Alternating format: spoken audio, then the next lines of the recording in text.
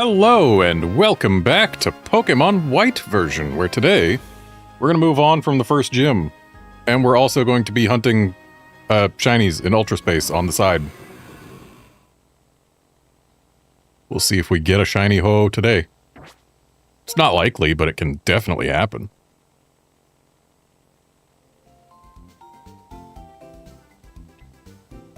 And just as a refresher, we are treating this as a Nuzlocke until such a time as either the Nuzlocke fails or the run completes. So hooray for that. We've got 3 party members. We lost or sacrificed a Purloin in the first gym, but sometimes that's just how things go.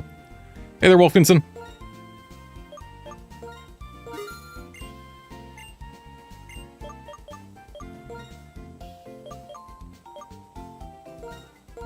Getting a couple healing items because it never hurts to have them. And I probably want antidotes coming up pretty soon. 3 ought to be fine. And we'll even grab 2 super potions for emergencies.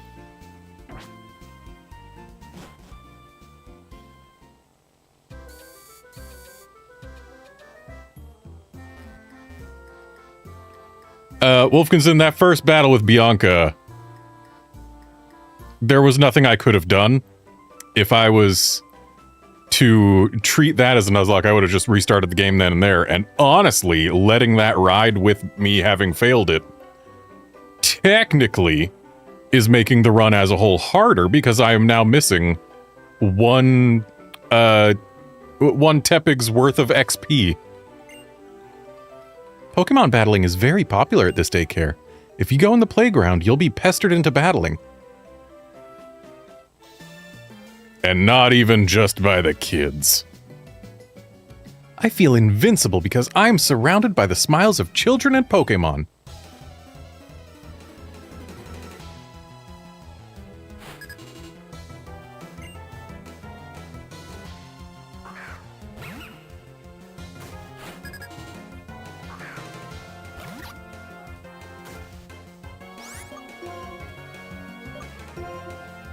So, interesting Pokemon-related thing. Earlier this year, I completed my collection of American releases of Pokemon games. Like, main series games. Prior to this year, I was missing Crystal. I did not have a copy of Blue, and I had to reacquire Gold and Silver.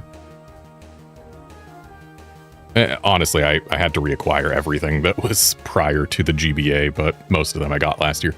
But anyway, completed my collection this year. And then realized, hey, wait.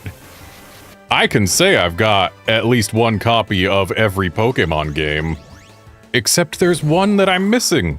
It was Pokemon Green, which is a game that released. Never released outside Japan, but it did release, and I didn't have it, so I wanted to be able to say that I had at least 1 copy of every main series Pokemon game. So I did, in fact, find a nice copy of Pokemon Green to import. A legitimate one. I make sure all my carts are legitimate, because that matters to me. And so yeah, then I had a copy of Pokemon Green, and then the itch bit me. Like, oh, if I've got one of the Japanese games, why not all of them? Speak while making eye contact and express your feelings to each other. It's the same for people and Pokemon. And just today, a shipment of a handful of Japanese Pokemon cartridges that I ordered has come in.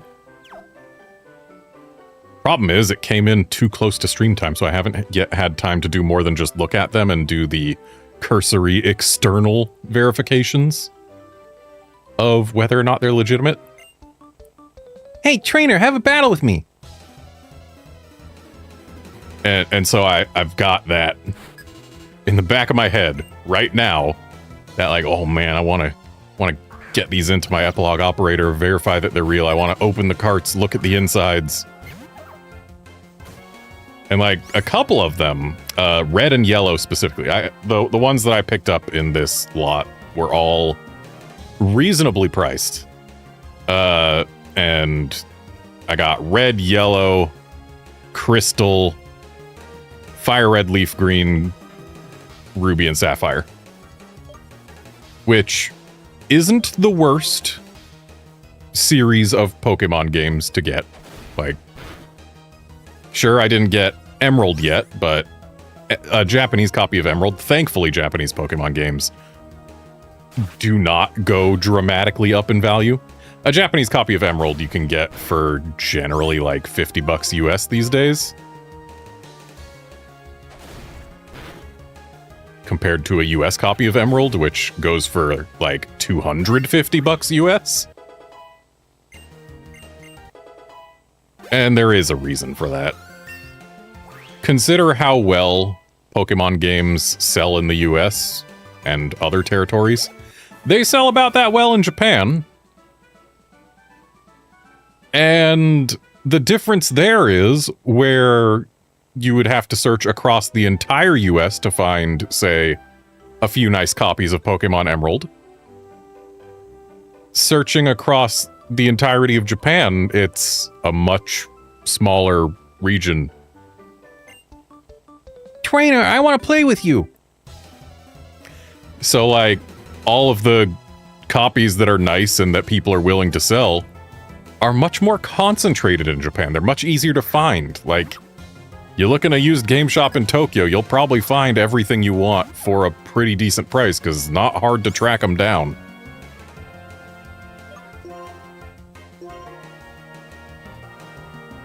Oh no, my Oranberry!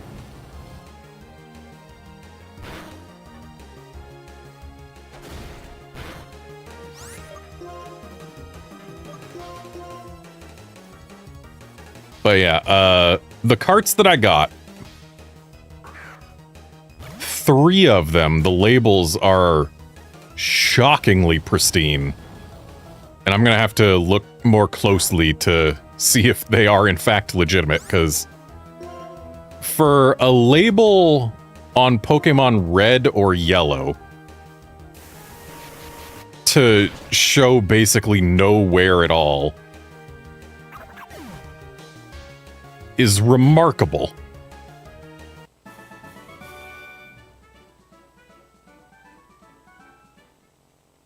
Like, with the games being that old,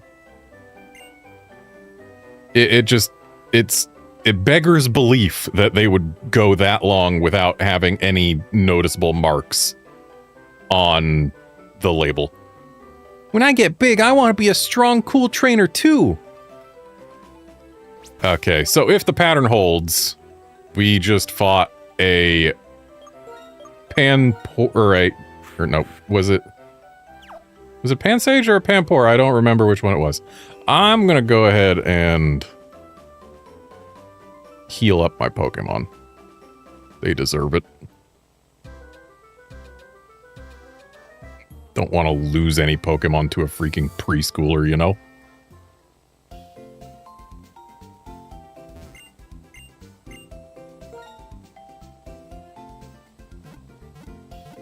But yeah, I'm still gonna have to find copies of Pokemon Gold, Silver, the Japanese blue version, and then Emerald to have the full Game Boy line done. And as far as DS goes, I have a Japanese copy of Soul Silver, but that's it so far. And then the 3DS Pokemon games, I don't need to get Japanese versions because any version is the Japanese version.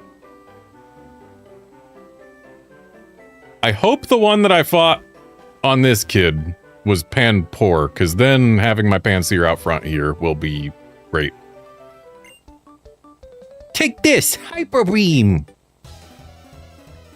Thankfully, this child's Pokemon does not know Hyper Beam. Okay, I was right. It was Pampor. Which means we get to do super effective damage.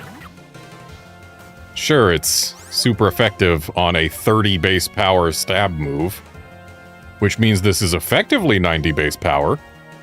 Which is a lot, but it's not like an incredible amount. See? I really wish they let us fight these preschoolers before fighting the gym. Because, like, yeah, on the one hand, it would make fighting the elemental monkey that beats your starter slightly less interesting. Because you would have already fought one.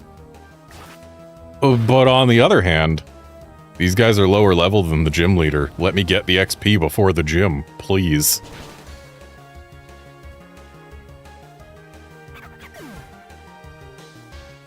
Wolfkinson, there were lots of differences between Japanese Blue and International Yellow because Japanese Blue is International Red and Blue, basically. International Red and Blue was based on Japanese Blue, not based on Japanese Red and Green. Hyper Beam? Oh, my Pokemon can't really use it yet.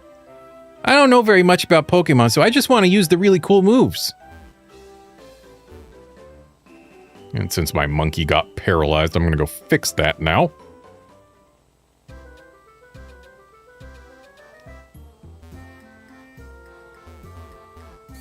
Yeah, if you're comparing International Yellow to a Japanese Pokemon game, Japanese Yellow would be the closest analog.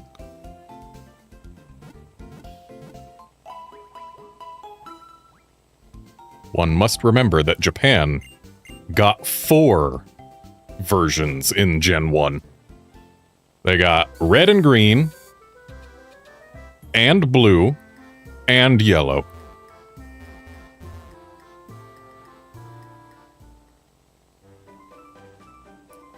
Okay, so is this going to be an actual double battle, or are they just standing next to each other? You know what? Oshawott can stand back. An actual double battle. We're going to combine our strength and do our best, so please watch. 1 plus 1 is 2, right?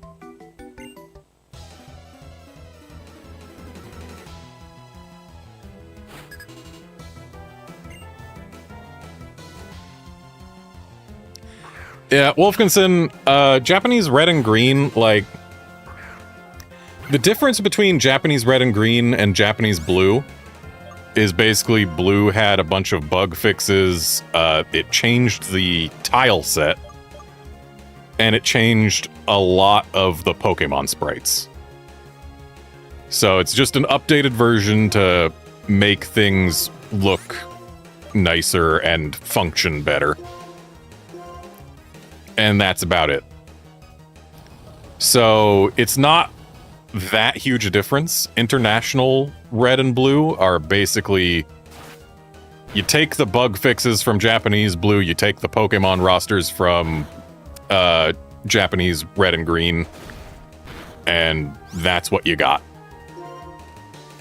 Blue wasn't a huge departure from everything else.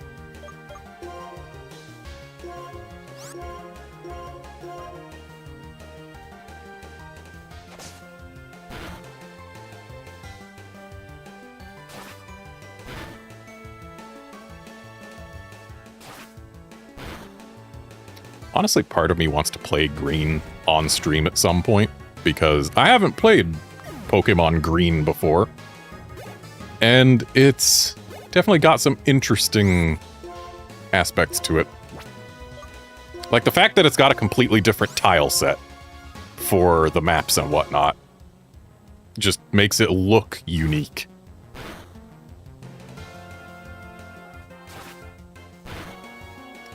They really do not like my monkey.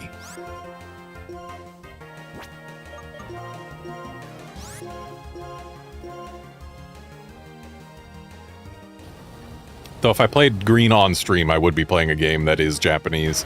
Though it is basically children's Japanese, so I'm very confident I would be able to read and translate it live without taking too much extra time. but still.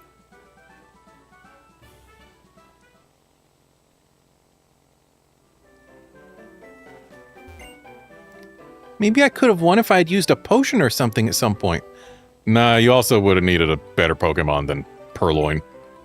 It's hard to win in a double battle if one Pokemon faints. That's true.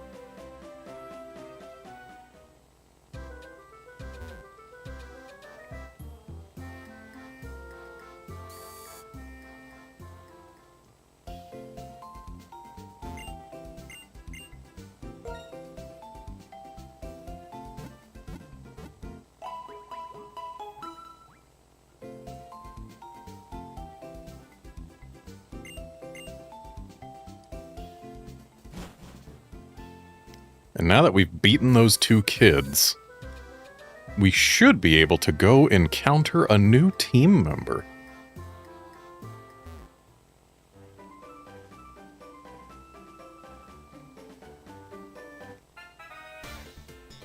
Or we should be able to encounter Charon. Redmond, stop! We both have a trio badge, so let's see which of us is stronger.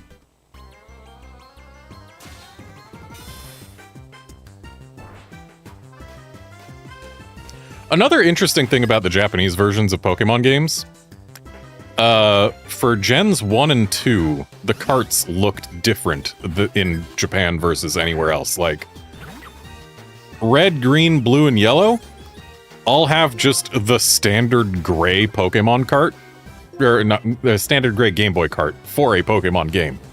Whereas internationally, they have colored plastic based on what version they are. Well, hey, I got rid of the Snivy's Oranberry. That's nice. You choose a good move as usual. So yeah, it's kind of weird seeing Pokemon games with gray carts. But then when you get to Gen 2, things get even more interesting. Because, like, Gold and Silver internationally are on a gold cart and a silver cart, respectively.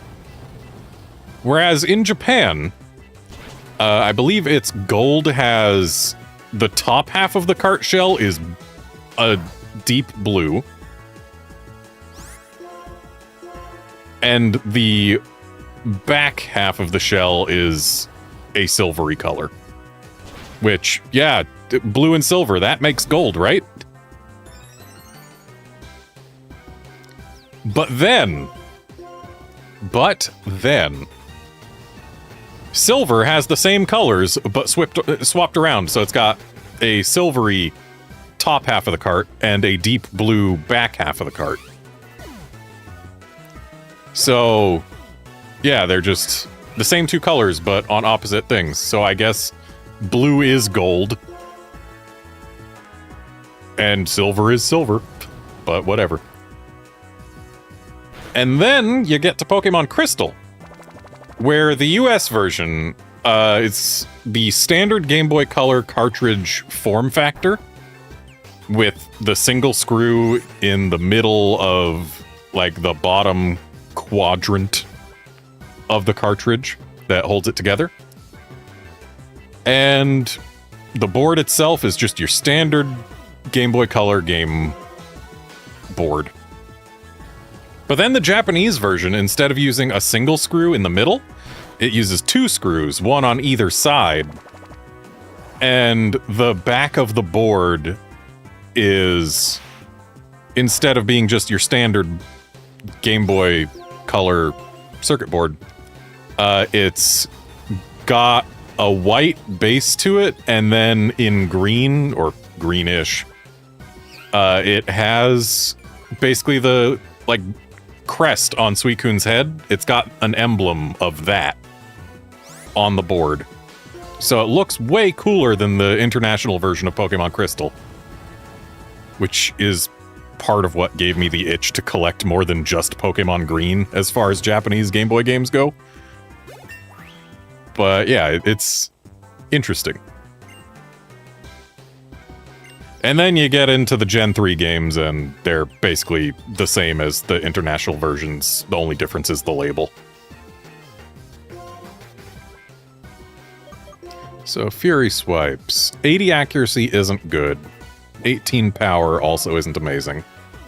It needs to hit 3 times in order to beat Scratch. Which, I mean, when it hits 2 to 5 times, it is going to hit 3 times 70% or 75% of the 80% of the time that the move lands to begin with. But that just means that there is only a 60% chance that this actually beats out Scratch in terms of damage. And that's not high enough for me to really want to grab it when it's so unreliable compared to Scratch in terms of hitting to begin with. So yeah, goodbye, Fury Swipes. We do not want ye.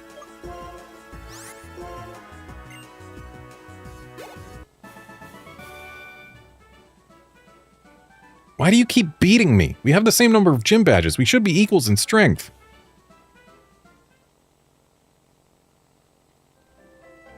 I see. So that's how you battle. Out of the way!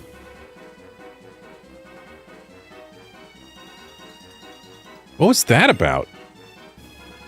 Bianca, why are you running? She's not running. She was walking. Hey, where were those people headed? That way, but why are you running now? She's not. She is holding still, actually. That's twice now Charon has been unable to identify when someone is running. Does Charon not know what running is? Oh, seriously, they run so fast. Miss, oh, my Pokemon? It'll be okay. It'll be okay. Don't cry. Bianca, really, why were you running? Charon, that's 3 times now. She has not been running during a single moment she has been on the screen. You have to hear this. Those people stole this girl's Pokemon. You should have spoken up sooner. Redmond, we're going to get that Pokemon back. Bianca, please stay by the girl's side. So, Bianca, how about that guy not knowing what running is? Please, Redmond. Team Plasma took that Pokemon. Get it back. Okay. So, at this point, I have a decision to make, because with the species clause in a Nuzlocke, some people go as long as you have the species in your roster, you can't get anything from its line. And some people say that if you... it only counts if you actively have it, not if it's fainted. Personally, for the sake of variety, I'm going to say that since I caught a Purloin once, the Purloin line is entirely off the table. So, if I encounter another Purloin, species clause still triggers even though I've lost mine. I could go get an Audino right now, but I don't want one.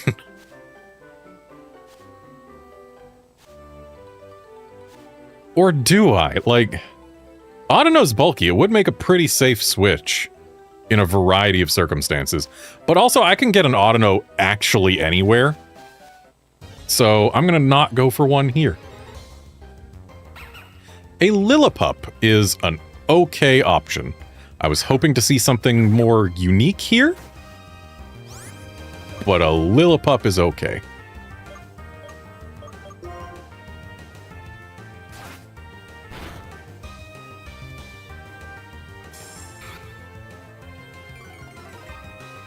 I feel like if I leave my monkey in, I will be risking its life. I don't want to do that.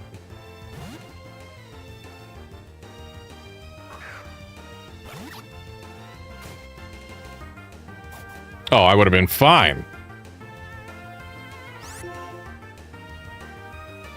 Alright, Oshawott, I need you to absolutely not crit.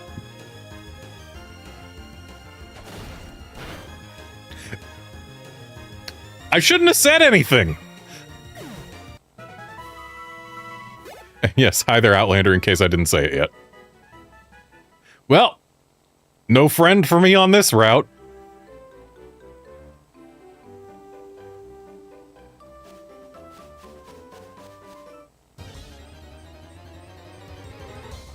Oshawott heard I need you to absolutely not crit and was like, okay, crit, got it.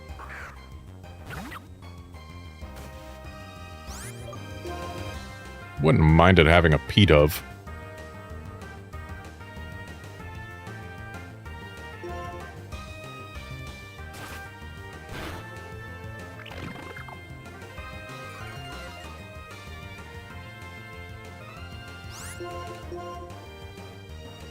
It used Growl. I shouldn't be using Scratch. I should be moving to Incinerate.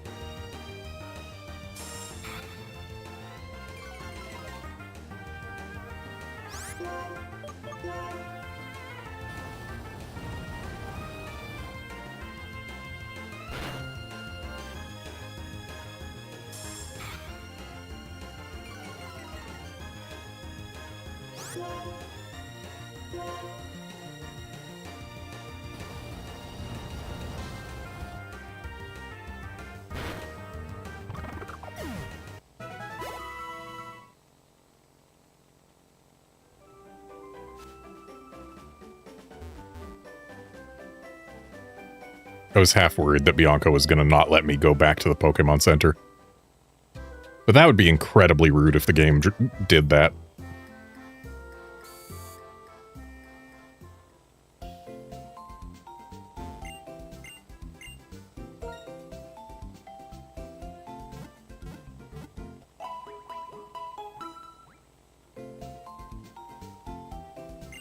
Honestly, I should have just thrown a ball at the Lillipup. Its catch rate is high enough, it probably would have worked.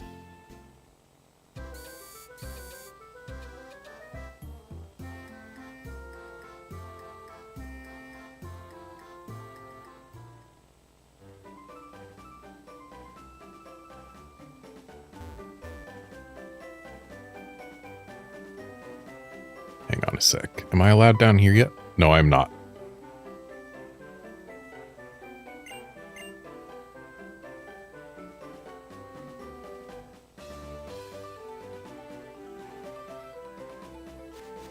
Hang on, Sharon. There's another trainer battle and a Poké Ball over here for me. Oh, look, another P-Dove I can't have.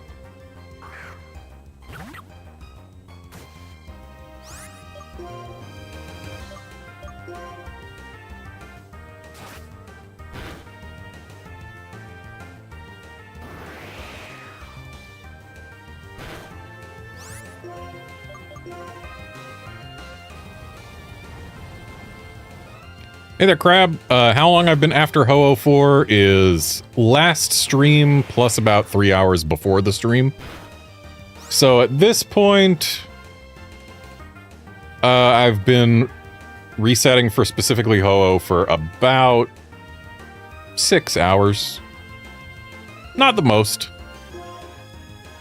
Only less than a fifth of what it took me to get the Landorus on stream that I got.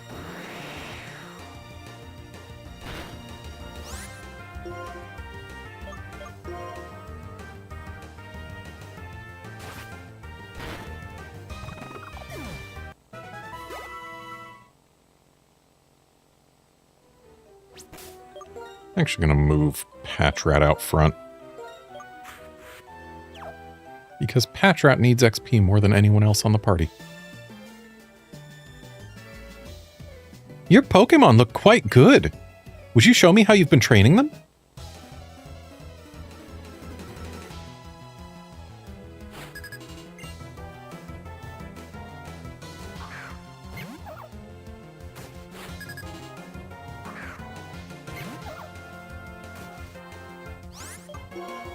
So this Patrat's probably going to outspeed mine. Yep. Don't you dare flinch me.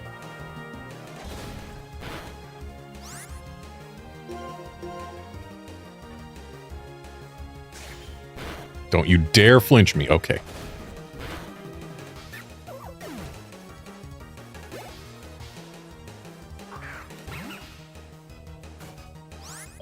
And now let's have Big Bro Oshawott come in to save the day. Because I don't know that Patrat could survive a crit, and it certainly couldn't survive 2 hits.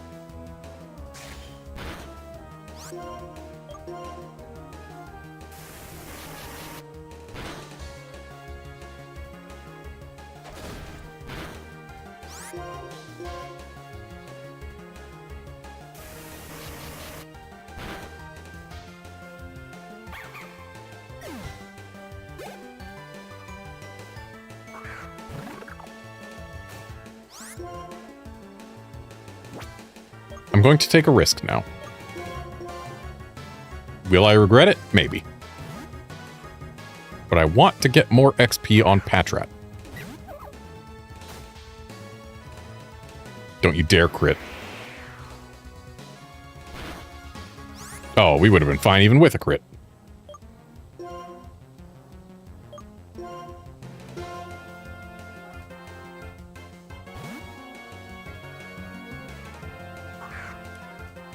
Crab, I've been hunting Ho-Oh the whole time I've been streaming Pokemon White. I don't remember what the last thing I hunted on stream was. It was definitely... Oh, I was working on Raikou the last time I was streaming. And Raikou took quite a long time. It did end up taking over 24 hours total. I got it off stream.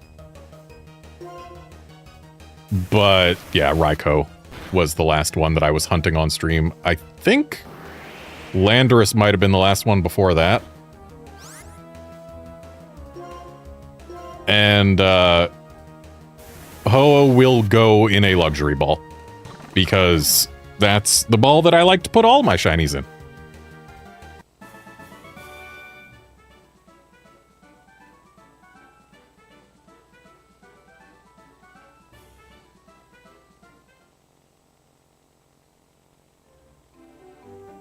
Please, let your precious Pokemon have this.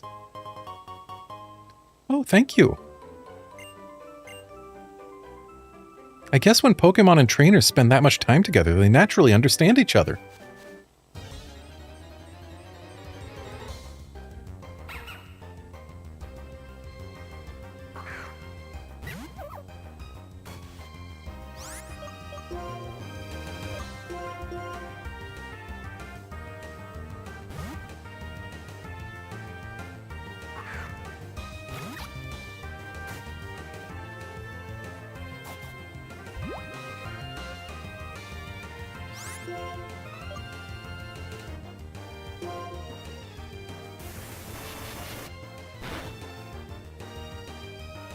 Yeah, Crab, when it comes to the entry animations for different Pokeballs, that's not what goes into my decision of what ball to put shinies in.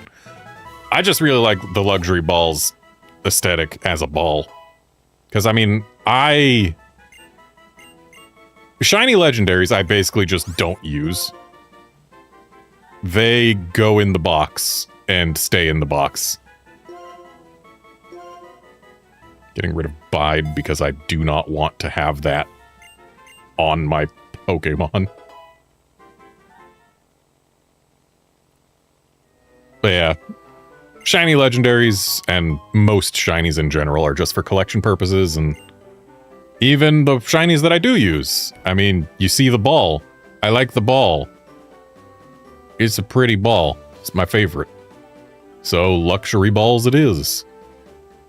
Which means that between my wanting to catch everything for my Pokédex in a standard Pokéball, because that's the only type of ball you can put every Pokémon in, and my appreciation of the luxury ball, means that most of the time when I'm putting a Pokemon in a ball that I want to put it in, I'm stuck with a 1x catch rate for everything.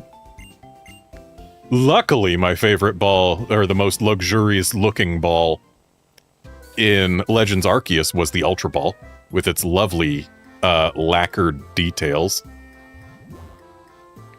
So at least there I got to catch my shinies in a ball that wasn't a 1x capture rate.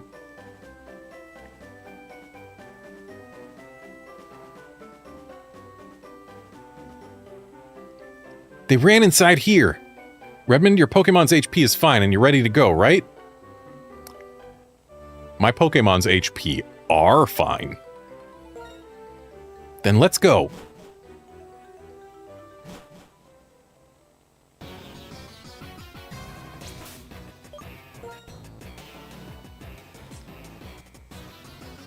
Okay, so Patrat is actually not going to be a good option for being in a cave.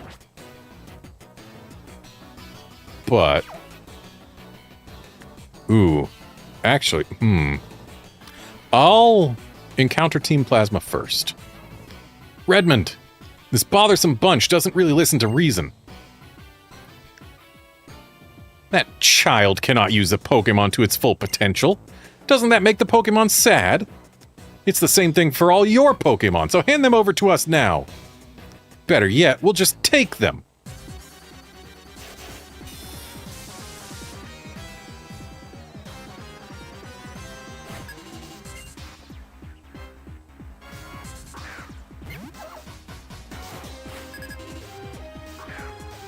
The mirror match. I'm gonna start with a detect to see what this guy wants to do. Using detect in singles story run. Aha, bide. So, we're just gonna leer until bide fails.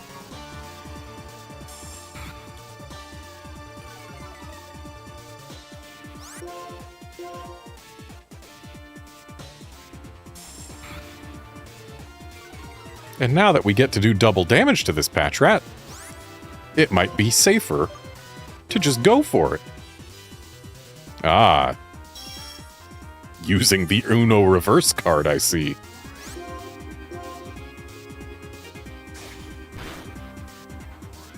Dang it! Stop flinching me! Okay, so now we're actually doing damage during bide. But we don't have to worry about that.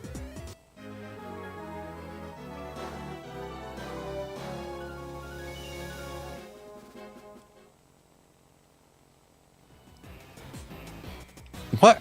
How could we lose when we have right on our side? Not bad, Redmond. Okay, go return the Pokemon to that girl. You don't need to return it.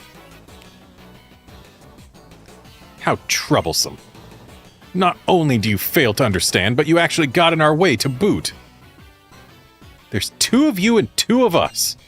We'll show you our combined power and teach you that we are right. So there were more of them. Still, why are Pokemon robbers acting so self-righteous? Redmond, we've been friends our whole lives. We've got each other's back when it counts. Let's show them how it's done.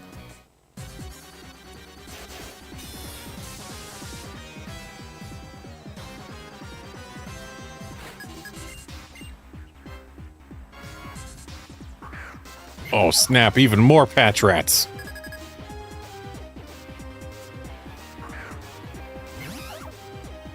Look at Charon leading with his ace.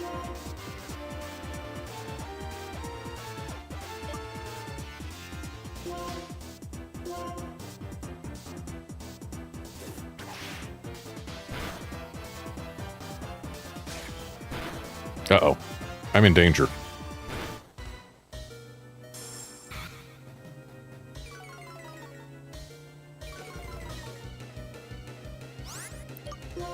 Let's get Patrat out of here.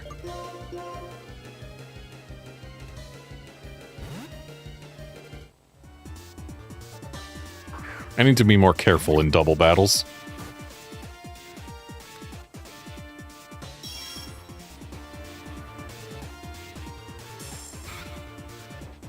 Alright, Lefty there is now at -2 defense.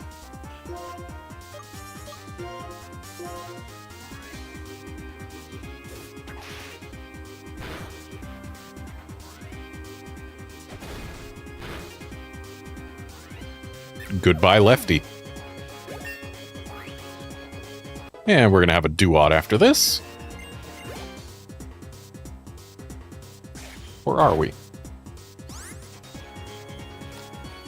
Hang on, gonna check something real quick.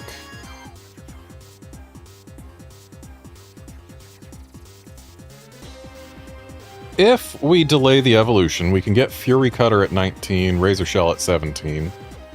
Oh, 17 is when it evolves to begin with. So I guess we aren't delaying the evolution right now. Is there anything that I super care about? Looks like it doesn't learn any moves that its evolved forms don't, so it's not like Gen 3 in that regard. Did my Oshawott just crit another thing? This Oshawott gets too many crits.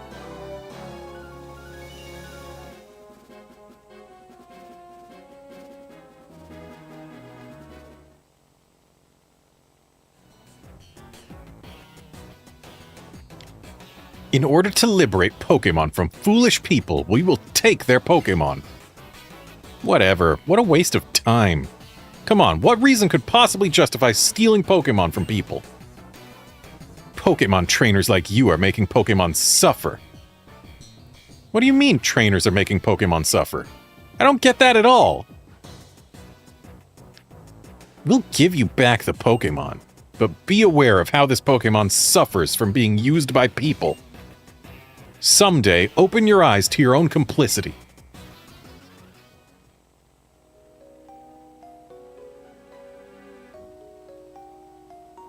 Yeah, it looks like, in terms of evolution delaying, Water Pulse at 23 instead of 25 would be kind of nice, but not nice enough to be worth it. So we're just going to let Oshawott evolve when it wants to. Trainers bring out their Pokemon's strength. Pokemon believe in their trainers and respond to that. I don't understand what about that makes Pokemon suffer. Okay, Redmond, I'll return the Pokemon. Alright, so here in this cave, we have a choice to make. Except it's not really up to us. It's really up to whether or not things align properly. Because in any cave, we can find a shaking dirt spot. And if we do, then that's a Drillbur. And Drillbur, and more importantly, Excadrill, is incredible for a run of Pokemon Black or White. Right? Patrat is still very low. So yeah, I would definitely like a Drillbur, but going specifically for a Drillbur denies us whatever else might be in any given cave. I could look up what's on any given route and make more informed decisions, but honestly, where's the fun in that? And this Roggenrola should have Sturdy, which means a water gun should be totally acceptable, right?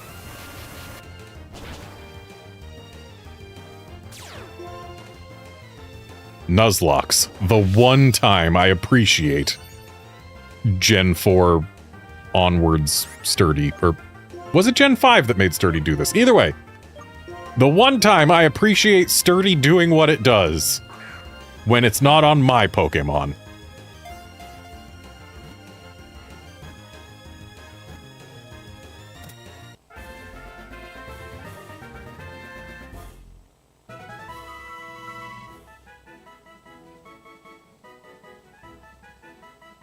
Roggenrola, the mantle Pokemon. They were discovered 100 years ago in an earthquake fissure. Inside each one is an energy core.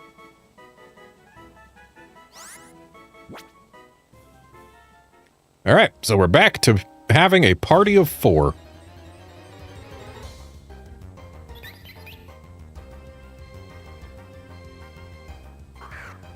Woobat is an interesting option. Mainly because it gives us access to Heart Stamp, which is a pretty neat psychic move.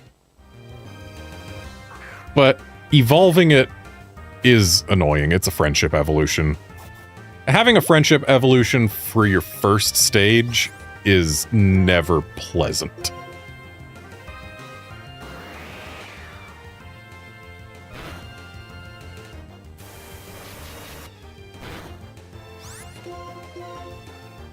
I definitely prefer the Golbat to Crobat route where, you know, Zubat to Golbat is a level evolution, and then there's a friendship evolution on top of that.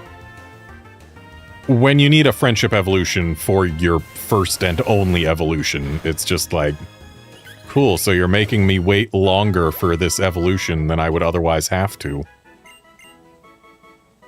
And in most cases, it's not even that good. The worst offender, of course, is Badoo, who's a friendship evolution to get to something that used to be a base form. Oh, I'm not allowed to go past. Redmond, thank you so much. The two of you got her Pokemon back. I'm lucky to have friends like you two. Thank you, mister. Please take these as a thank you present. Thanks, I won't use them. Ooh, those are heal balls. They completely heal the captured Pokemon on the spot. How sweet of you. I'm going to see this girl on her way, so see you later, Redmond. Bye-bye.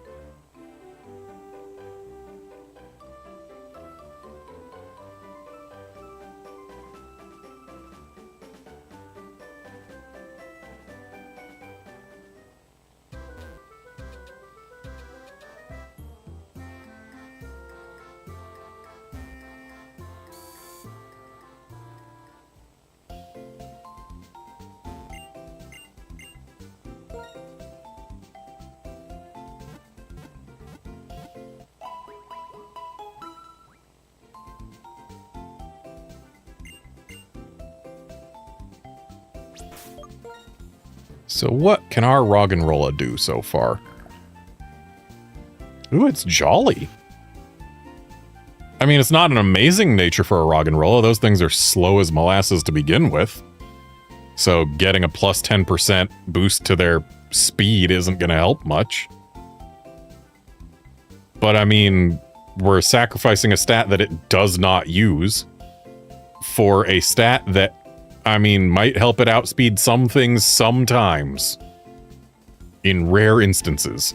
I would have preferred Adamant, but I will absolutely take Jolly. Not that I have a choice, this is a Nuzlocke run, I have to take whatever I'm given. And Tackle, Harden, Sand Attack, Headbutt, so it's got no stabs to use yet. But Headbutt's a pretty reliable, damaging move. It's not going to get the flinch on anything, because it has to kind of outspeed things before it can get the flinch, but whatever. Also, I didn't visit this inside of the preschool. Your Pokemon. They don't seem to be healthy. Let them rest here a little bit. Oh, I've been going too far for my heals. Are you familiar with double battles? You do have a gym badge after all. You're well aware that double battles are Pokemon battles where each side uses 2 Pokemon. Yeah! Rawr! I'll run. You gonna chase me? You run. Am I gonna chase you? Change your perspective. The reality changes. That kid says some deep stuff. Seriously, guys are all just little boys.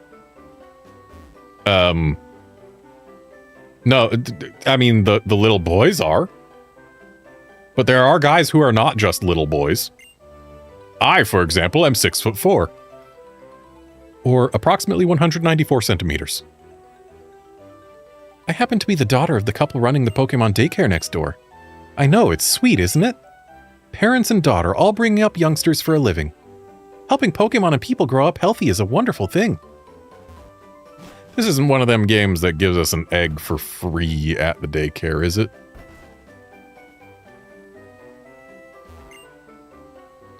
When I picked up the Pokemon I left in the daycare, it had learned different moves than it knew when I left it there. Pokemon can only learn 4 moves, so you have to be careful. I'm the daycare lady. We can raise Pokemon for you. Yeah, okay. Not one of them games that just gives us an egg at the daycare.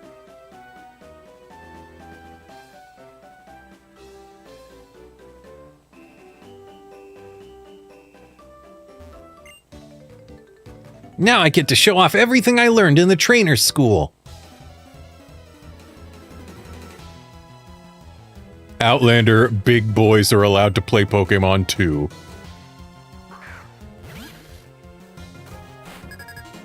Blitzel.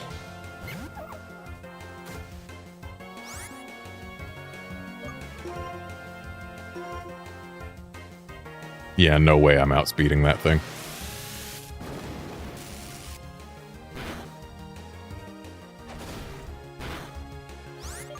This would be a nice time to have a Drillbur. But until I can get repels, I can't guarantee myself a Drillbur.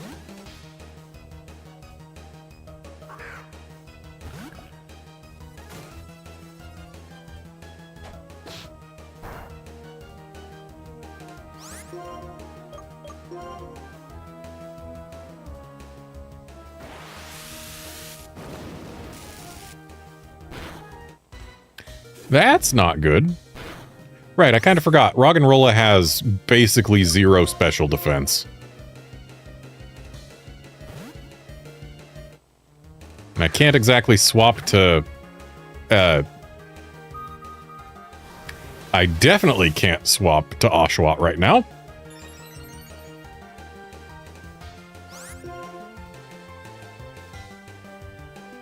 Alright, well, special defense rose, which means no incinerate. Okay, so we got to take this charged shockwave. Survive it, Panseer. Thank you. If that crit, we would have been out a monkey.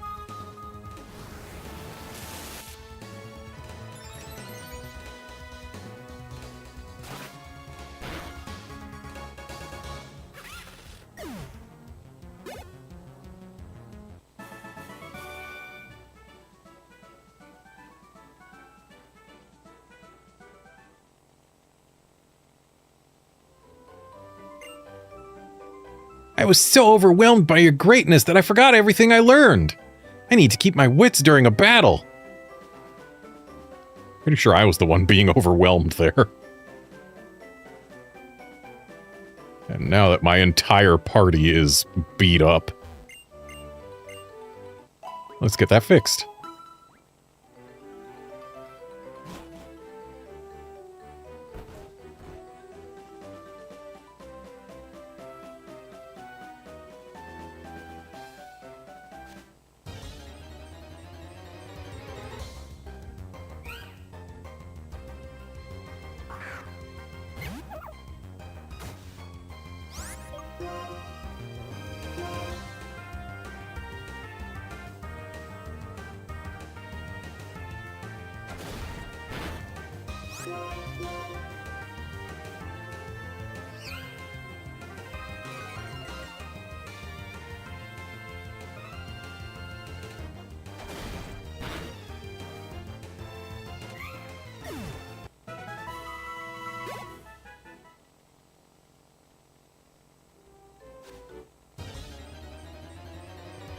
So, fun fact about the move Assist, and how pretty much only cat Pokemon learn it, or perhaps exactly only cat Pokemon learn it.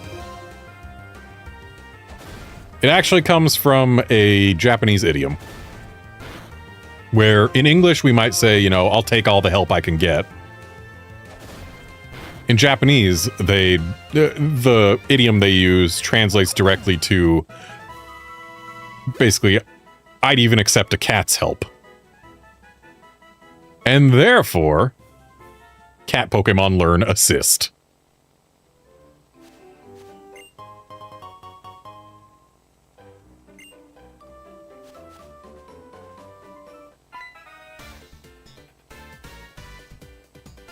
Redmond, stop! That dark tall grass over there. Every now and again, 2 Pokemon will pop out at the same time. In other words, you have to be careful in the darker grass. I'm heading on to Nakreen City. Yeah, I'll give the dark grass a wide berth. Even if Pokemon have not been fully trained, they can still show their potential depending on their trainer's style.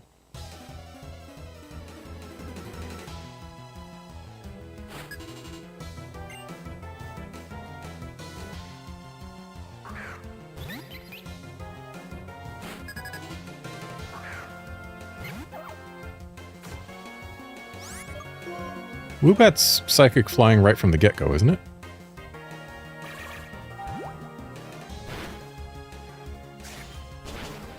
Yep. And that confusion did 10 damage, which means if it crits, we lose a patch rat.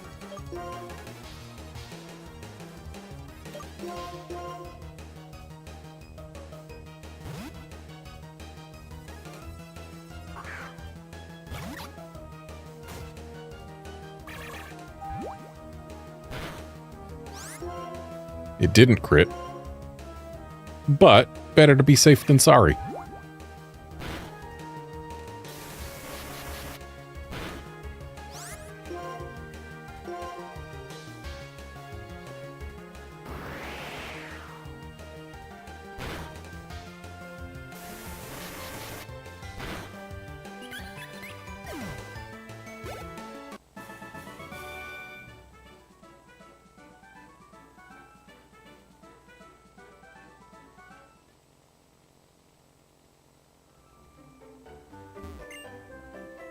I feel sorry for Pokemon when they lose because their trainer lacks skill. A trainer has a huge responsibility.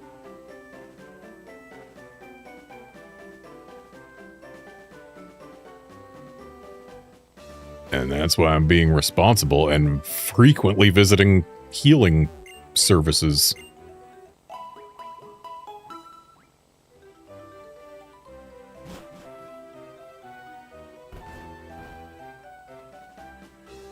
I kind of wish that the Gen 5 games had incorporated a quality of life feature from Heart Gold and Soul Silver, where running was a toggle instead of a hold. Being able to toggle running by pressing a touchscreen button and just leave run as the default and then let you hold B to not run. It's kind of nice. I wish I could do that here.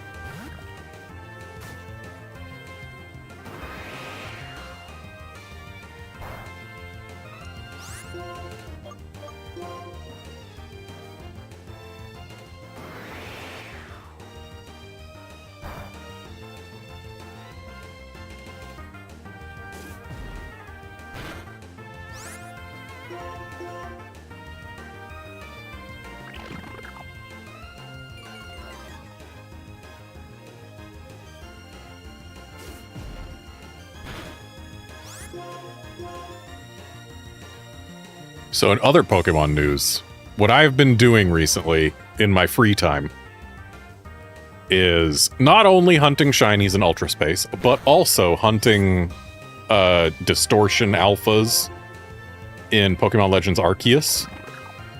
Because I haven't finished my alpha dex in that game, and I kind of want to. And also I've been playing through another run of it because I need to get another Enamorus in a Poké Ball for my living Poké Ball form source decks. And I got that run to the point where it's in funny sky mode, which A, makes it so that distortions are slightly more likely to spawn after 5 minutes, though from 10 minutes onwards it's the same chances as in not funny sky mode. But also, It's best to use what you've learned in order to master it. it's before beating the game, which means the starters haven't yet been added to distortions, which means it's easier to find specific ones, like you don't have to worry about Cyndaquil spawning in when you're going for Porygons. You don't have to worry about the Rowlet line spawning in when you're going for the fossils, etc. And third advantage to going for the distortion Pokemon as alphas in funny sky mode is that it turns off inclement weather when you're in funny sky mode. And inclement weather prevents distortions from spawning.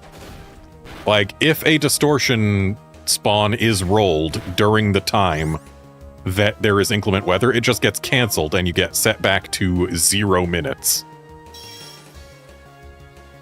So yeah, inclement weather is awful for distortions.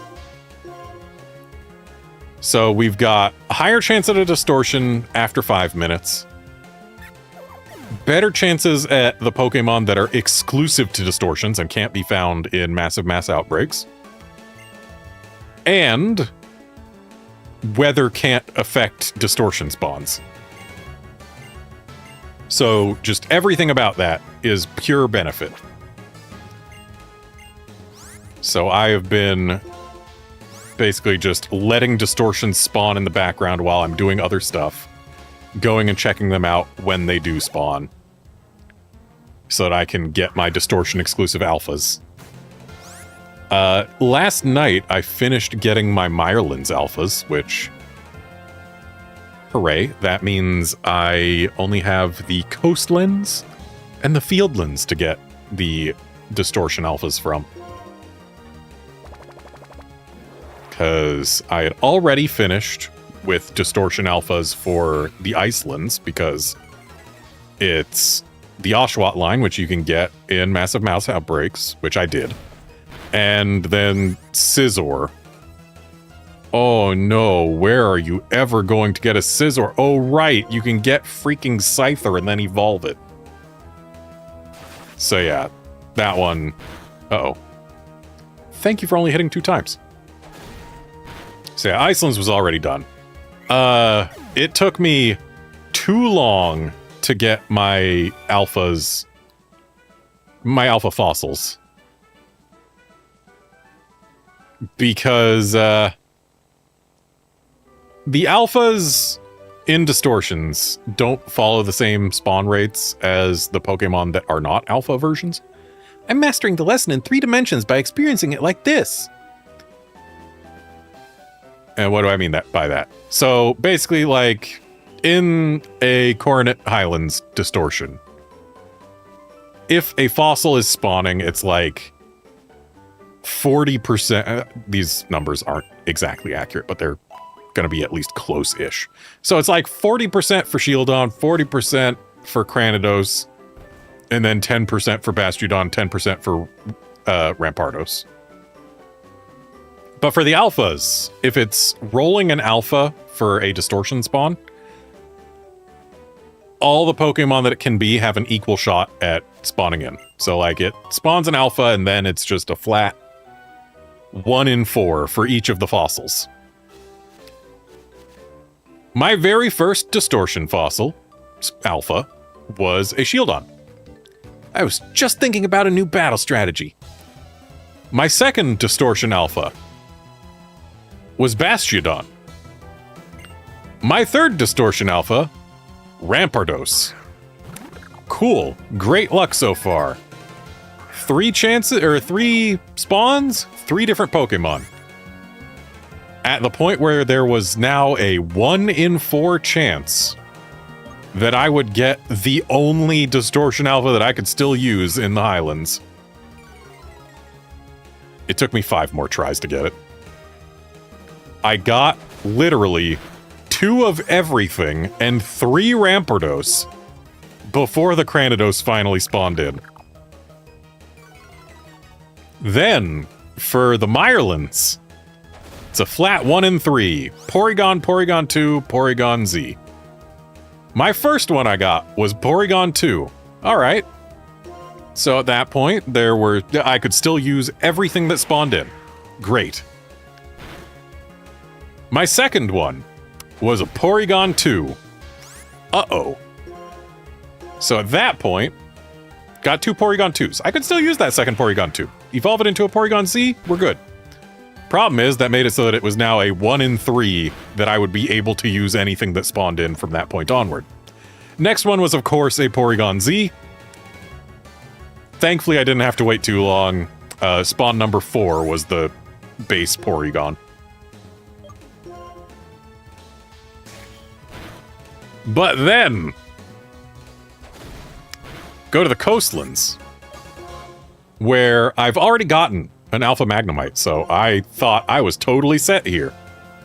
Because the site that I had looked at showed that, oh yeah, the Alpha the distortion spawns for the coastlands are Magnemite and Magneton. End of sentence. So it's like, okay, I can use everything that it gives me. I spent a good few hours last night waiting for distortions. And in one of them, I still haven't gotten another alpha there, but in one of them I saw something terrifying. A Magnezone spawned. Which means it is possible for me to get another wasted spawn. Thankfully, it's a very low chance of me getting a wasted spawn, because I would need 2 Magnezones to spawn in order for me to have something that I cannot make use of.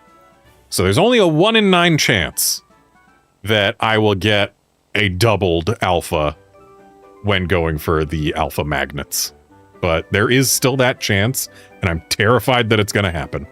Especially when you consider that the chances of getting an alpha in any given distortion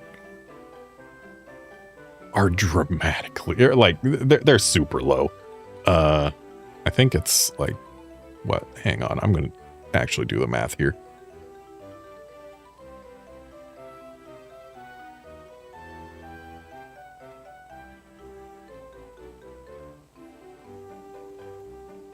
It's like a 2% chance for any given spawn to be an alpha.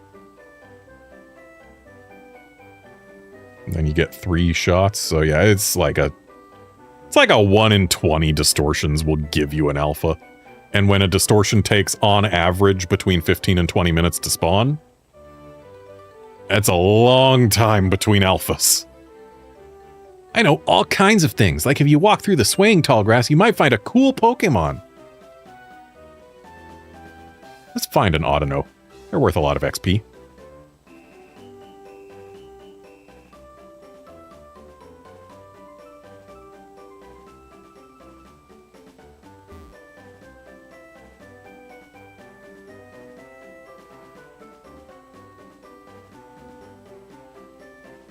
Typically, they spawn more rapidly than this. Oh, wait. Is it because Patrat has Keen Eye? Does that make it so that... does that have an out-of-battle thing for, like, making things not show up as much? Maybe.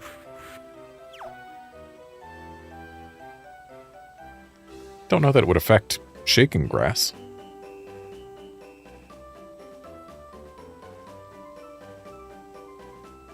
I'm used to Shaking Grass spots spawning much more frequently than this.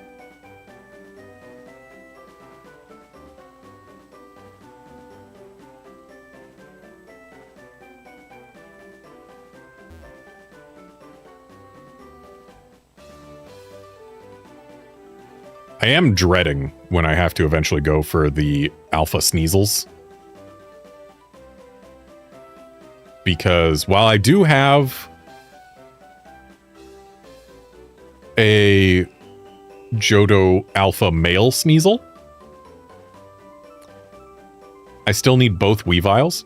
Oh, we got bloopy water instead of Shaking Grass. Oh well. Nothing I can do about that.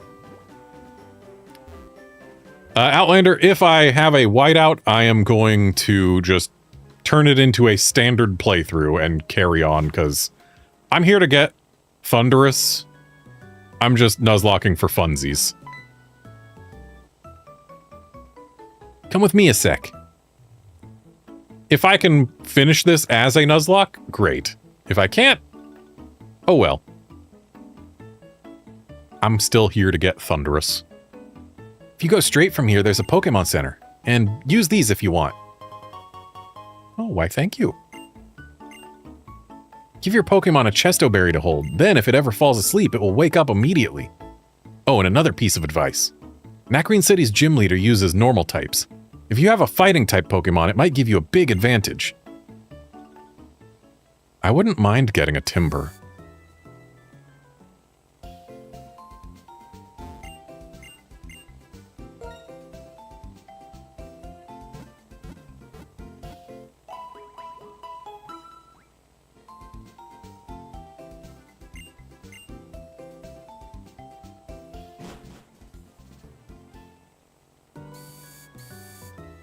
Yeah, when it comes to actually getting the Alpha Sneasels,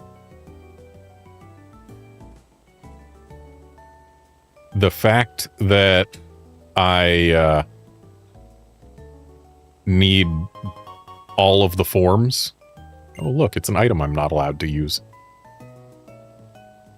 The fact that I need all of the forms means that I need specifically...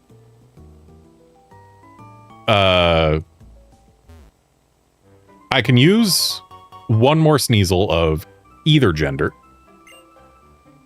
Like, I can use one alpha male. I can use 2 alpha female Sneasels. And then, since there's an equal chance of it being a Weavile instead of a Sneasel spawning in, you gotta worry about that bit. Which, yeah, it's a thing.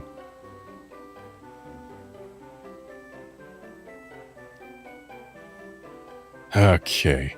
Battle time. Or not. Yo, traveling trainer, are your Pokemon getting stronger? Here, this might come in handy. Ooh. That will come in handy. Rock Smash is a move that sometimes reduces your foe's defense stat. It is super effective against normal type Pokemon, which gym leader Lenora likes.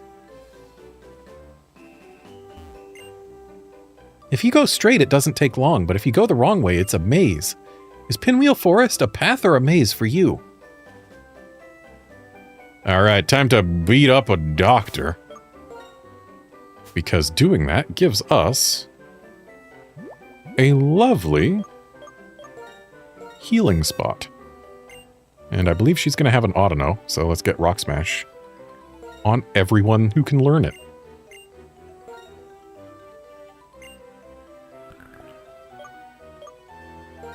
Feels kind of wrong teaching Rock Smash to a rock.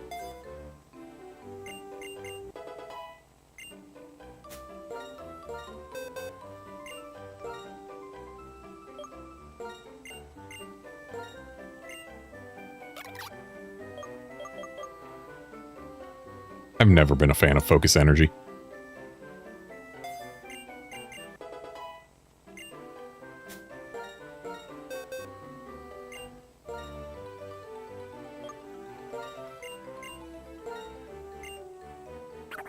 Because Focus Energy doesn't pay for the turn you use it until such a time as you get a crit. And it brings crits up to what, like 25%? Higher if you use a high crit move, sure, but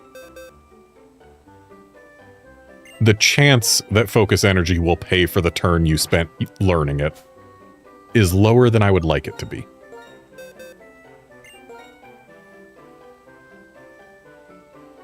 And only Panseer can learn Thief, and he already knows Bite.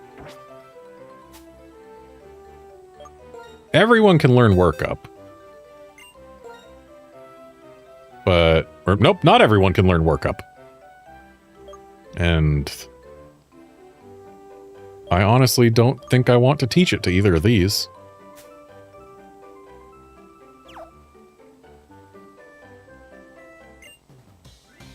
Are you going deeper into Pinwheel Forest? Or to the Challenge Rock?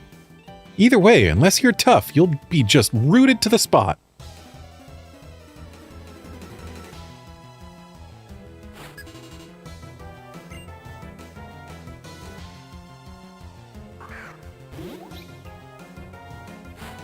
She does not have an Autono.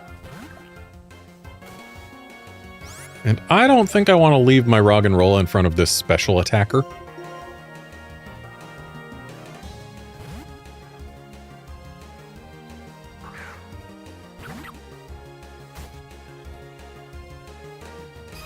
Lucky Champ makes them immune to crits, is it? Yeah.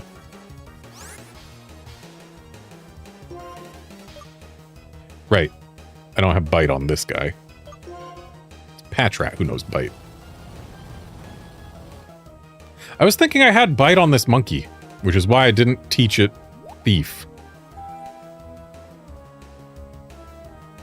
But no, I don't have Bite on the monkey. But hey, since we've been yawned, that's all the excuse I need to swap out.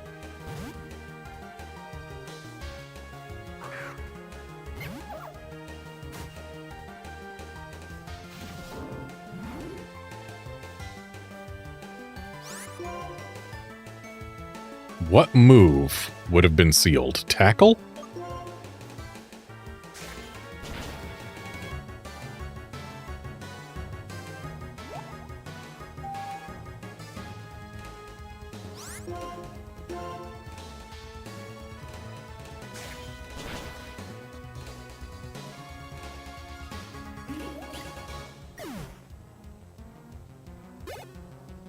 So, of that Muna's 4 moves, 3 of them cannot deal damage. Oh my, you're very tough. Tough trainer, I will make your Pokemon healthy. Around Pinwheel Forest, many Pokemon use moves to inflict problems such as poison and paralysis. If anything happens, let me know. Alright, time to meet a new partner. A P-Dove. Not the worst option. Not what I would have been hoping for. I don't think we can get Solosis around here, but there maybe. We can definitely get Petalil around here, which would have been nice. And we can also definitely get timber around here, which also would have been nice. But I'll take a P-Dove. It covers the flying type, which we don't have yet, so it's better than nothing. And it's a male P-Dove, which means we at least get the more interesting form of unpheasant. No, not Premier Ball. Why would you default to the Premier Ball slot? I've never once used a Premier Ball.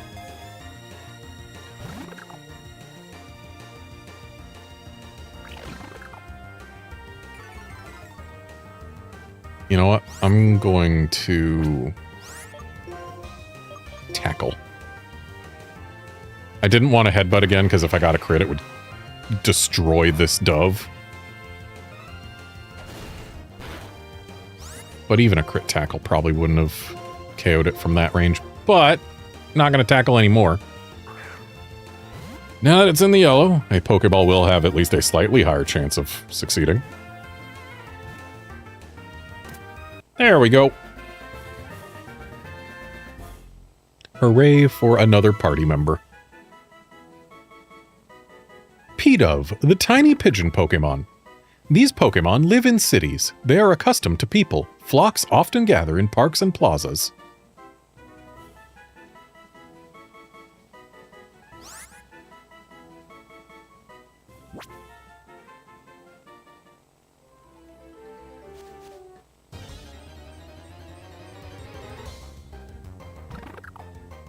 Game really wants me to have a P-Dove.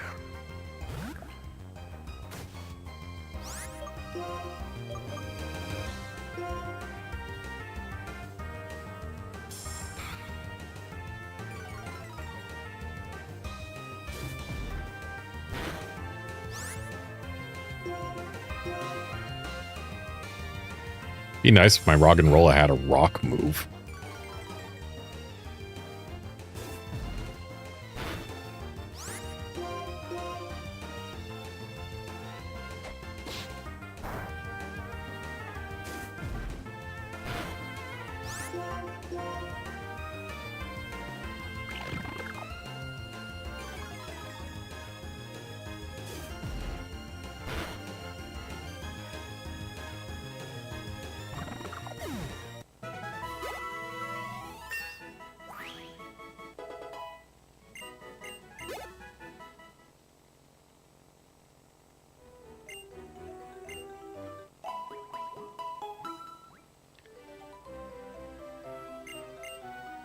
So, here's another point of potential contention for a Nuzlocke in this game.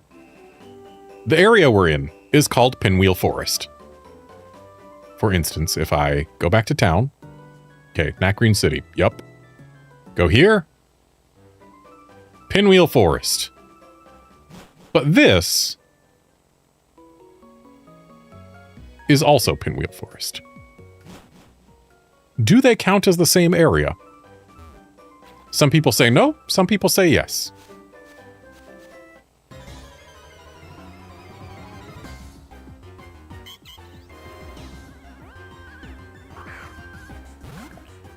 So this Audino here is going to be a good chunk of XP.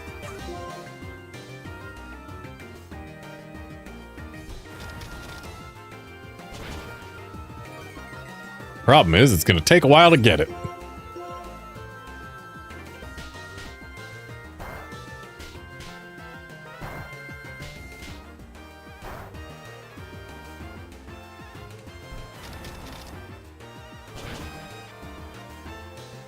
There are some people who, for example, in a Nuzlocke run, treat every floor of a cave that has multiple floors as a different location to get something from. That feels a little bit much to me. Though I personally do feel it's fair to say an indoor versus an outdoor environment do count as separate.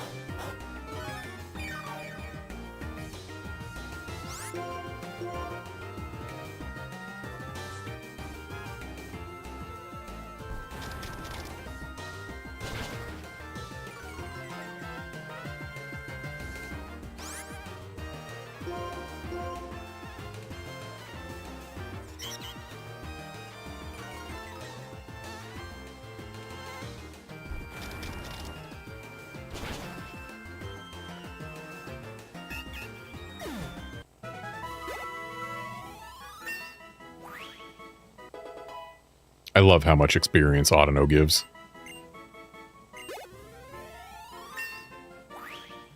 I love how much experience Autono gives. Yay, we learn a rock move. Goodbye, Tackle.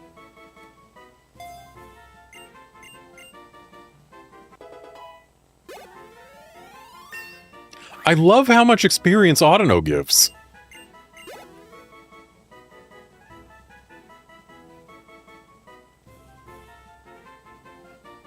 Yeah, when it comes to intro movies in Monster Hunter and Pokemon games, they are neat to have. I appreciate them when they are unique things and not just, like, sizzle reels from the game. If it's just a clip show from the game itself, it's not so interesting. Timpole would have been interesting, though. Ultimately not the most useful thing that we could have found, because we kind of already have Oshawott. So I don't mind not having gotten Timpole.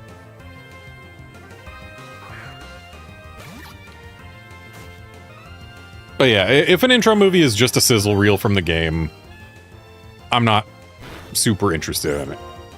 But if the intro video is, say, the one that we had in Monster Hunter Tri and 3U, 100% always give it to me. I want it now.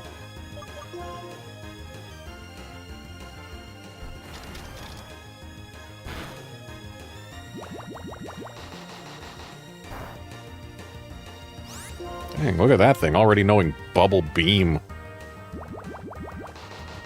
Wish my otter knew Bubble Beam.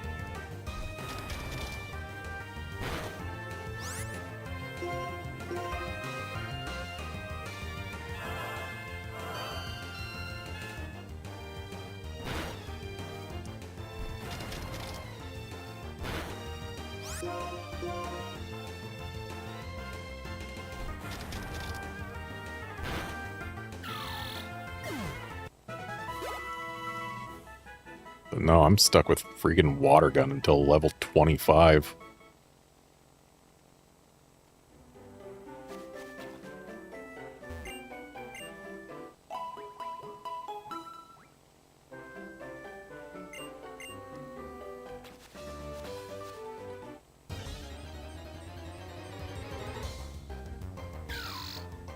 And another Timpole.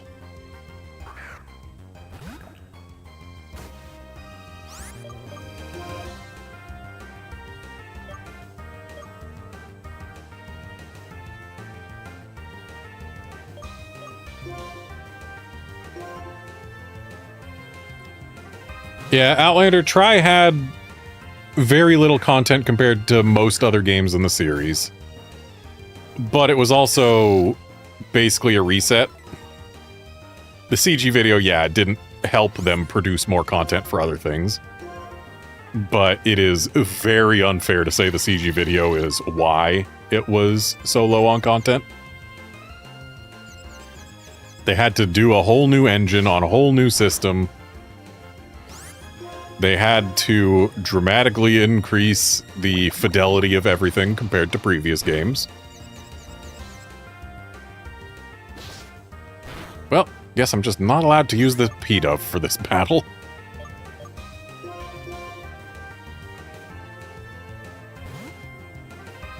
And yeah, Tri had a lot of reasons that it was light on content.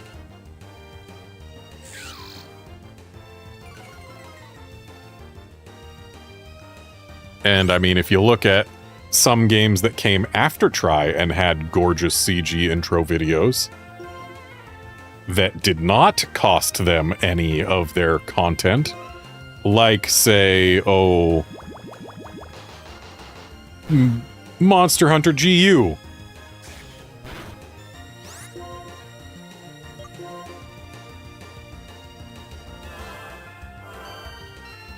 There are absolutely examples where CG movies existed side by side with games that had, some people would argue, too much content.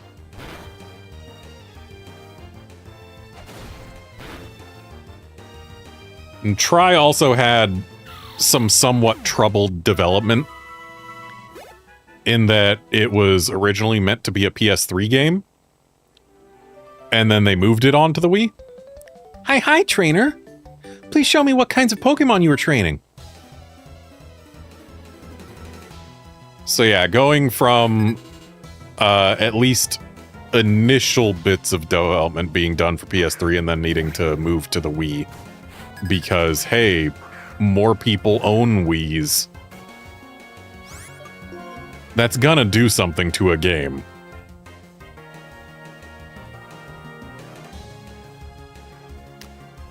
Okay, so this Cottony cannot one-shot my Roggenrola. I forget whether rock is resisted by grass. I know ground is. Let's find out. I don't like that it's using growth. Not one bit. Rock is not resisted by grass. And if we land another rock blast, this Cottony is KO'd. And there's nothing it can do to change that. Okay, now that we've been seeded, we are going to lose Sturdy, but this Cottony is going to lose Cottony.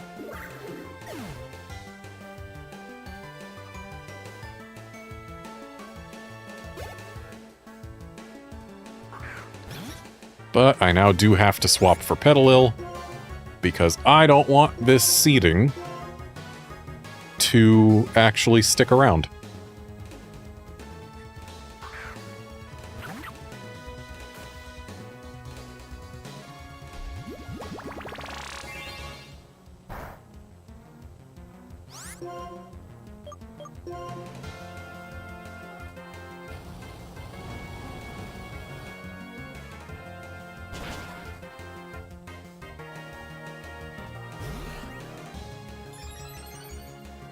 And thankfully we outspeed this Petalil, so another Incinerate should be totally fine.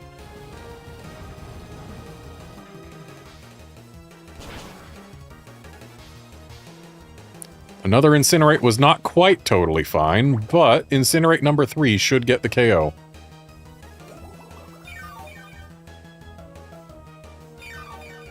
Imagine if they removed high and low rolls from the game.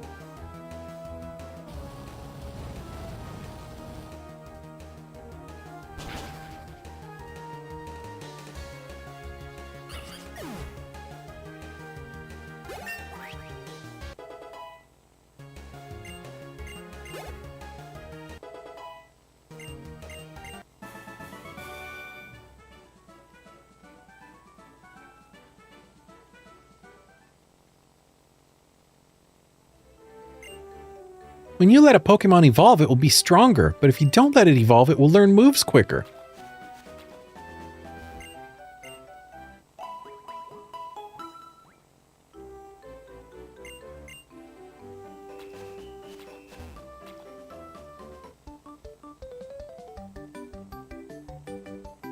Hi, trainer. I will let you see what kind of Pokemon I have.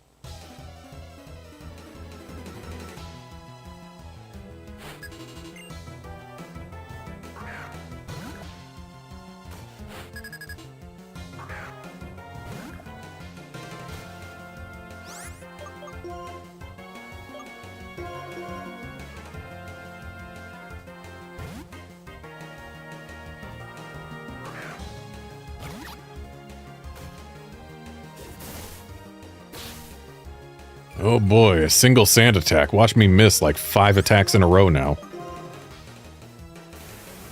Or not.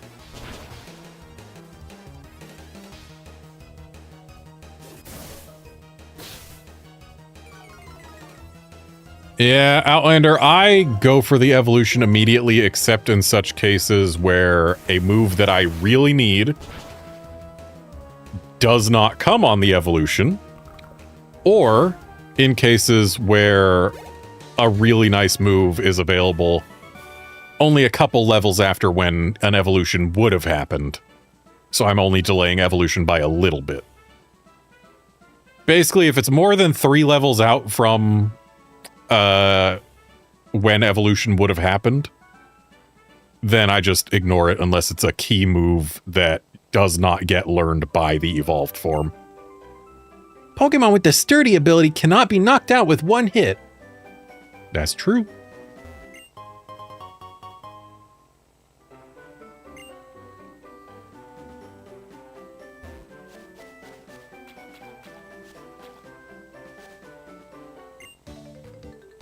Okay, I'm brave and I'm bold. Let's get right to the battle. This kid has two natures. Brave is like speed down, attack up. Isn't bold attack down, defense up? So this guy effectively is speed down, defense up. I don't know what that nature is off the top of my head, but that's the nature this kid has. Someone look up what speed down, defense up is as a nature.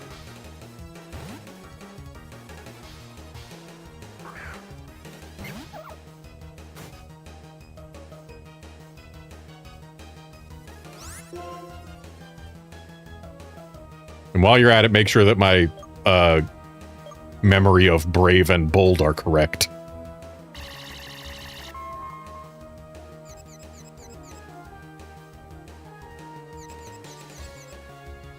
Aha, if you're brave and bold, you are relaxed. That makes sense, I suppose.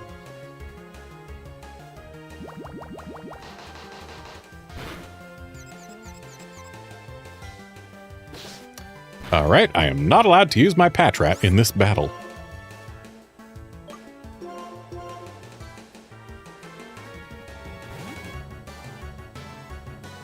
Oh good, I was right about brave and bold. So the reasons that I actually did remember brave and bold by what stats they affect. Brave is the nature that I have used for a handful of Metagrosses as well as for an Aegislash. So yeah, brave, that was one that I was very familiar with. The reason I knew bold is because back in Gen 4, before I really knew about actual strategy for breeding Pokemon and getting good natures and whatnot for competition, my initial instinct was always to shore up a Pokemon's weaknesses rather than to emphasize their strengths. Which, yes, sometimes is a valid strategy, but usually you want to make a Pokemon better at what it's already good at rather than better at what it's not good at, because why are you using them for something they're not good at? Use a different Pokemon. But back in Gen 4, I was thinking, I liked... Magmortar was one of my favorite Gen 4 additions. I like Magmortar. And Magmortar didn't really have very good defense. So I specifically bred to get myself a bold Magby so that it would have better defense. And of course, Magmortar is a special attacker, which means it wants its attack lower. So yeah, bold for attack down, defense up.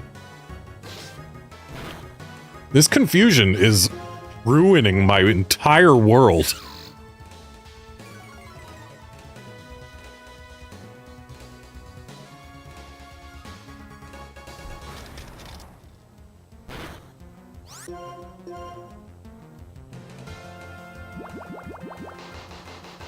Thankfully, there's not too much this temple can do to me other than have me hit myself.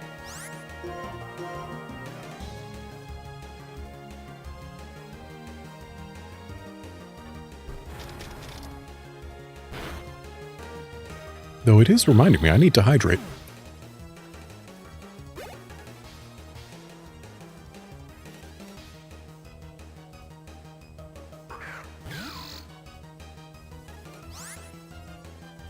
Oh boy, another Tympole.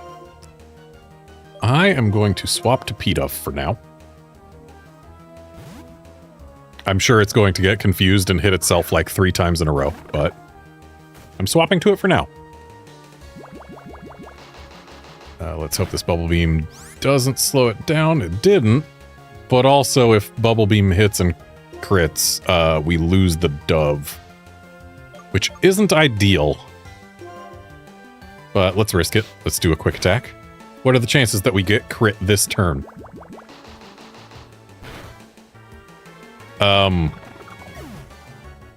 I guess we didn't need to get crit. We just needed to not have it be a low roll. Kind of forgot that low rolls were a thing. Goodbye, bird.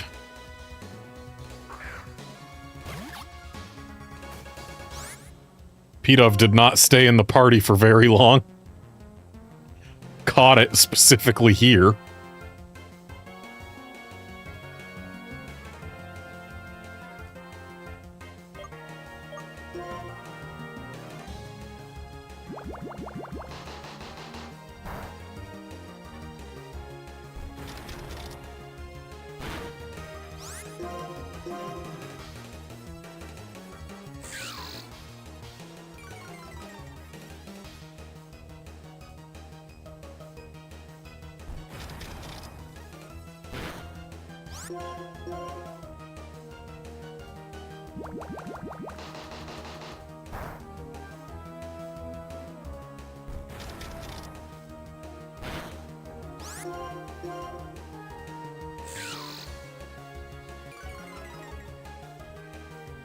Yeah, Lander Bubble Beam is a strong move for a Pokemon to have this early.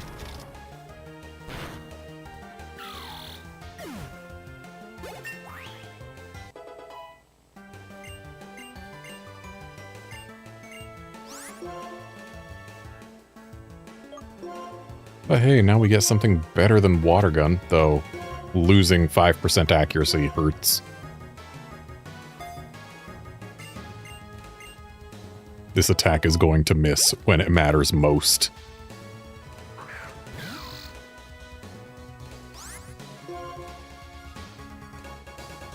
Why does this kid have so many Timples?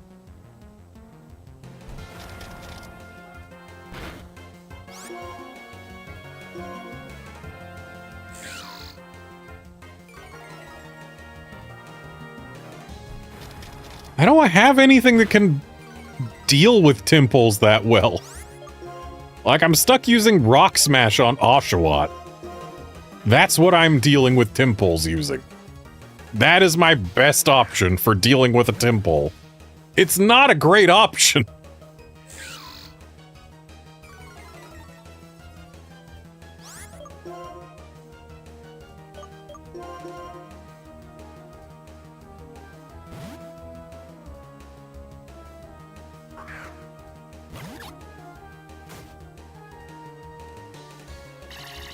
Oh, and of course it gets the confusion. Okay, you know what? I'm just gonna go ahead and use a potion real quick.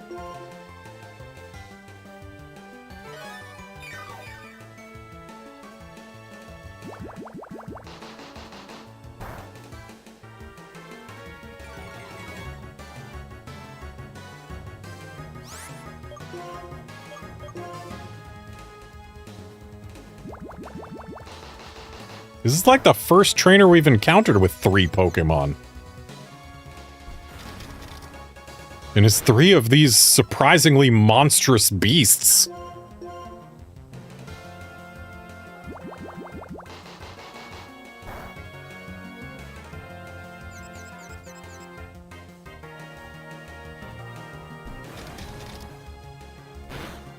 So, thus far, I have had 2 Pokemon get defeated. And I have defeated one that could have joined the party. And only one of them was an expected loss. We specifically sacrificed the Purloin. But then the Lillipup, I specifically told Oshawott not to get a crit that turn, and what did it do? It got a crit. And then P-Dove got destroyed by a low roll into a high roll.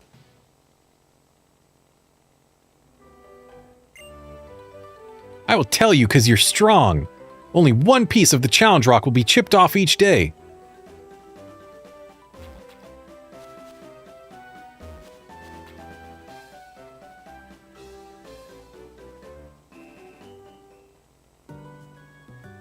Really, though, it was quite rude of my Oshawott to crit that Lillipup when I specifically told it not to get a crit on that turn.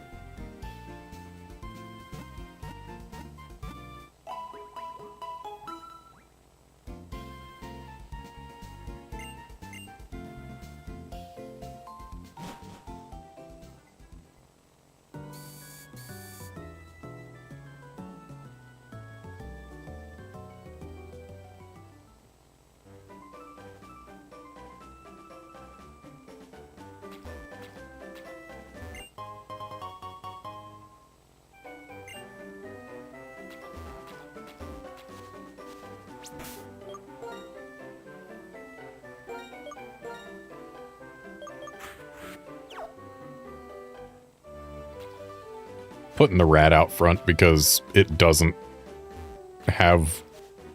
It isn't at level 16. There. That's what it is.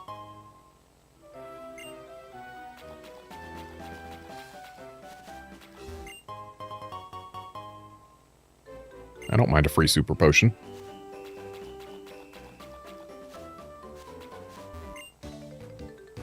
These are special Pokemon I just caught.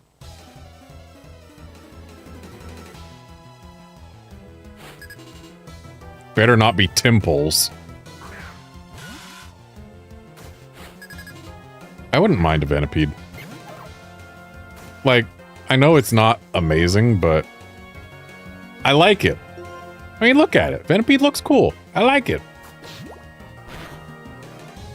And the instant poisoning.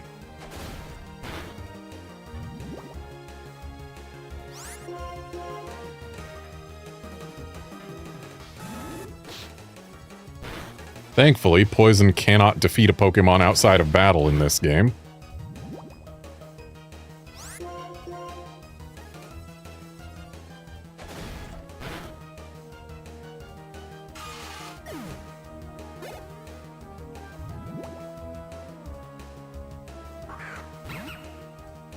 I thought you said these were special Pokemon. What's special about a Lillipup?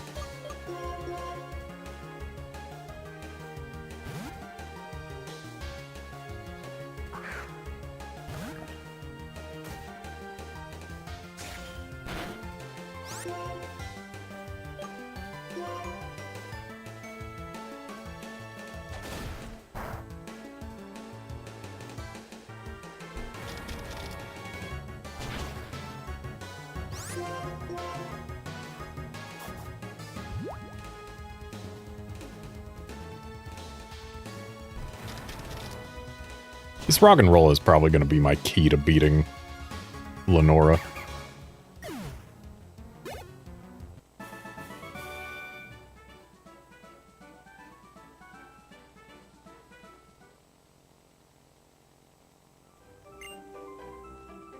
Okay, I will catch some different Pokemon in Pinwheel Forest and have more friends. Oh, right, and as of this generation, poison doesn't even damage Pokemon outside of battle. Oh no, it's one of these.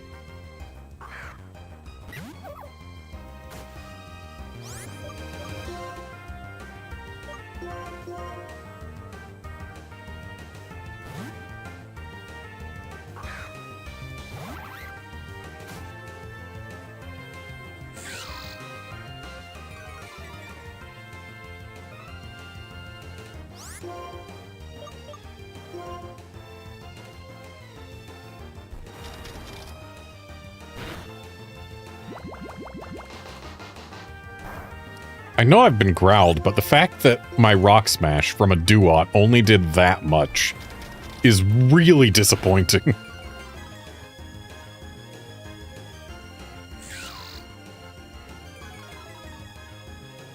And this thing's making sure I stay at an effective -1 attack relative to its defense.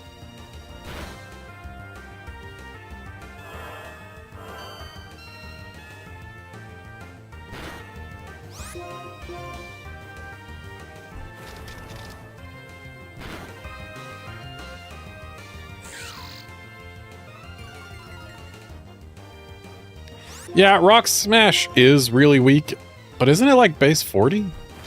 Or was it buffed to base 40 in a later game?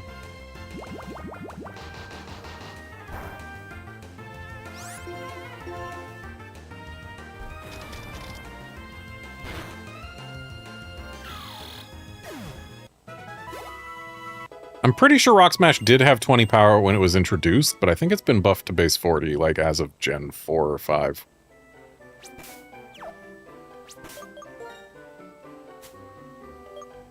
Yeah, it's base 40 here.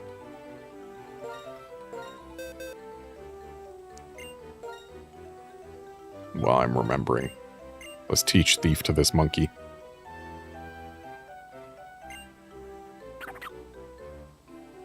But what do I get rid of?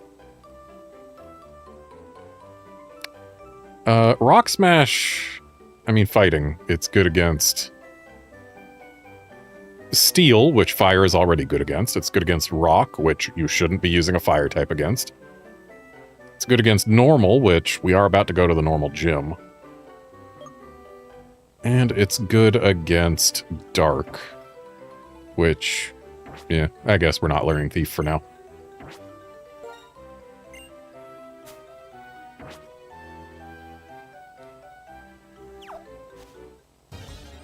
Stop giving me encounters. I want to get my Patrat healed. And stop showing me these horrific beings. I'm tired of Timples.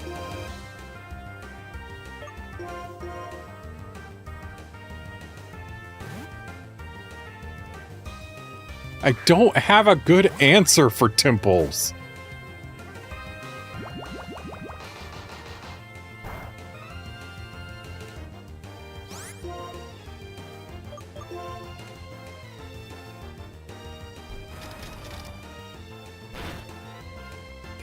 Nice crit.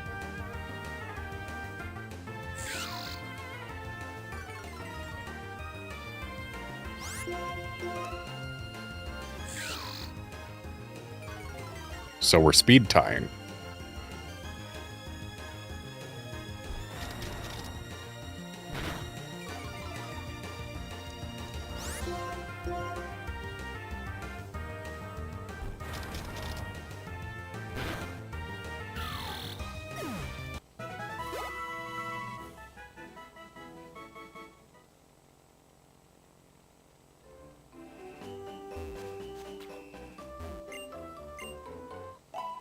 There we go. Patrat is no longer poisoned.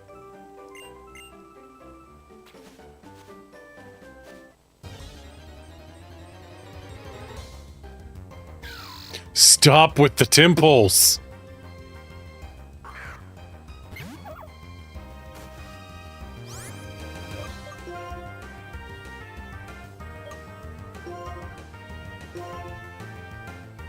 Fun fact, if I had gotten a Timple instead of a P-Dove, it would probably be still alive right now.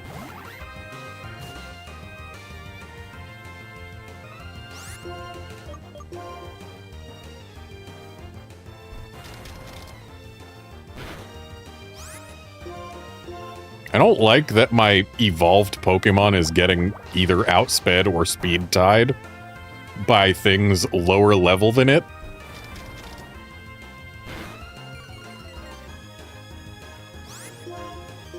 And yes, Guard, my Duot is sassy. And so is my Patrat, for the record.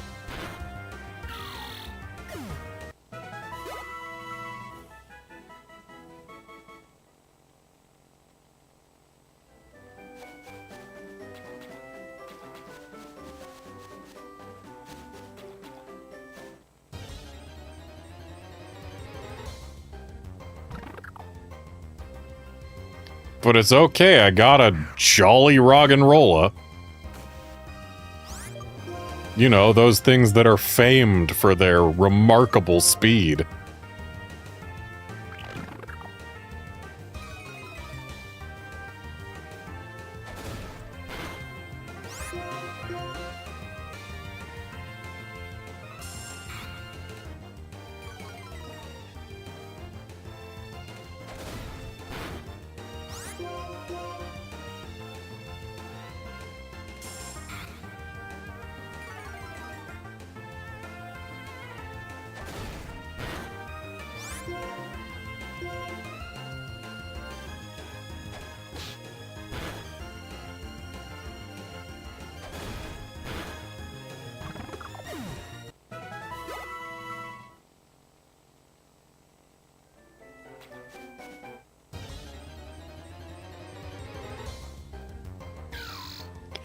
Stop with the Timples.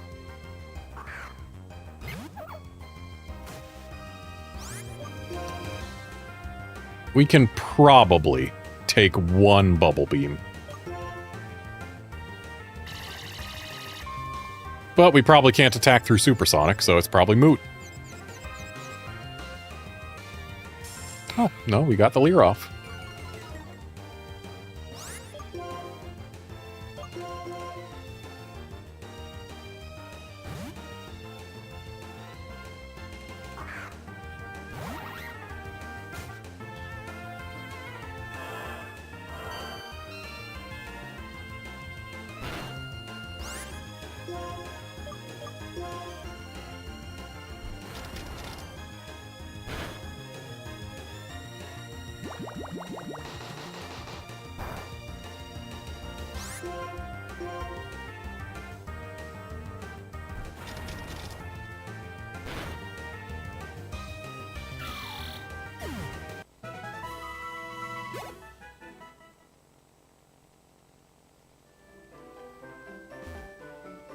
Alright, that should be the last Timple we see for a bit.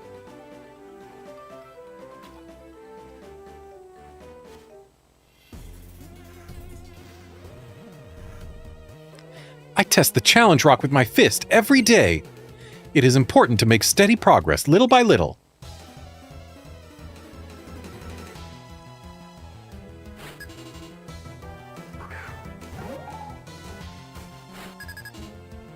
Why no, I will not leave my Patrat in front of this timber.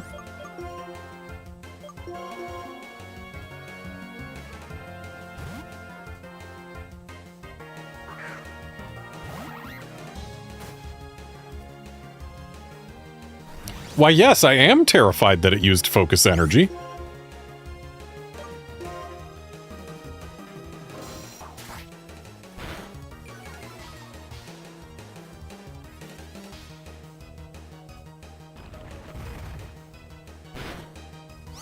Okay, we're good. We will be less good if this Razor Shell misses. But we've got a 95% chance to win right here. And we got it.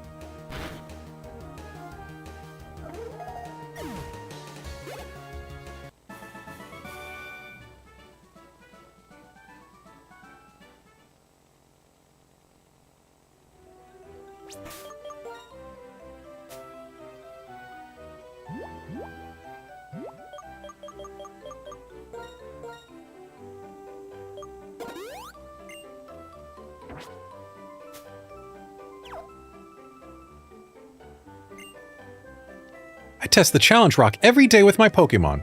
Why don't you check out the challenge rock with a fighting type Pokemon? Because I don't have a fighting type Pokemon. Nor the ability to get one on this, or in this location. Stop with the Timples!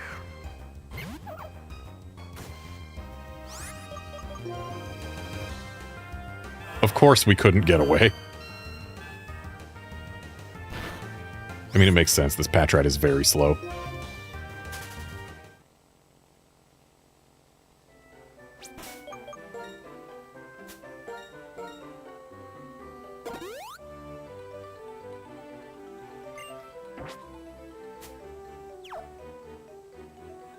Pretty sure all these Timples are showing up just to show me that while I said, oh yeah, I don't...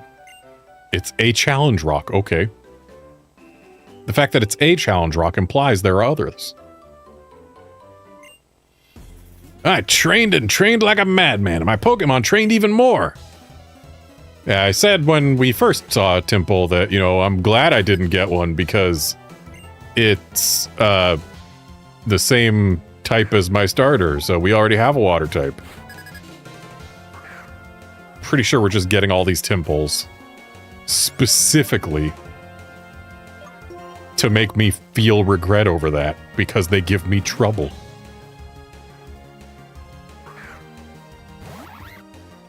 Outlander, my level cap at this part of the game is whatever the heck level my Pokemon get to. Like, I'm not specifically grinding,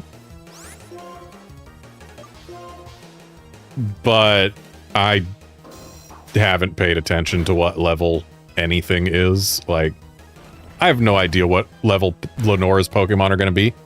All I know is I'm not grinding. So the fact that we just got crit is not ideal.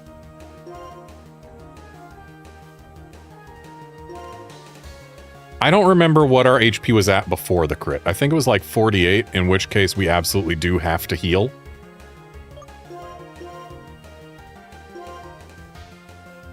I mean, it's always possible that I got a low roll and I'll get a high roll on my next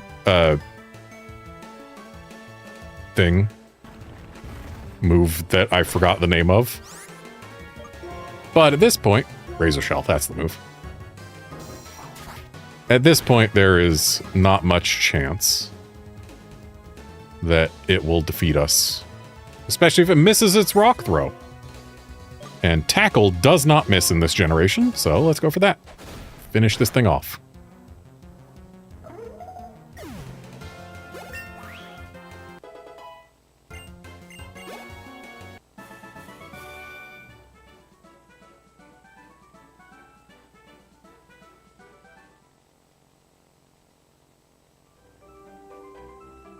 What? Why do you go back to moving around? My fighting type Pokemon! I train it to smash the challenge rock! Isn't there like a spot on this staircase where you can... Maybe it's a different one. I know there's some staircase in this game that's like this against a wall where you can step off into the wall because they just messed up in making a specific tile impassable.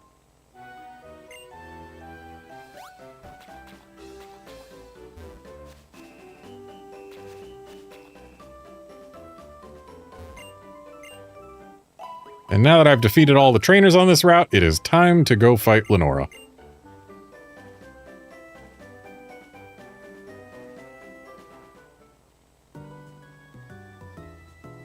Or I suppose her gym comes before she does, but still. Ah, it's good old Natural Harmonia Gropius, because that's what his name is. Natural Harmonia Gropius. I want to see the things no one can see. The truths of Pokemon inside Poké Balls. The ideals of how trainers should be. And a future where Pokemon have become perfect. Do you feel the same? Nah. Huh, I expected more from you. Now pay attention. My friends and I will test you to see if you can see this future too. It is canon that N talks faster than anyone else, so I have to talk fast when I'm reading his lines.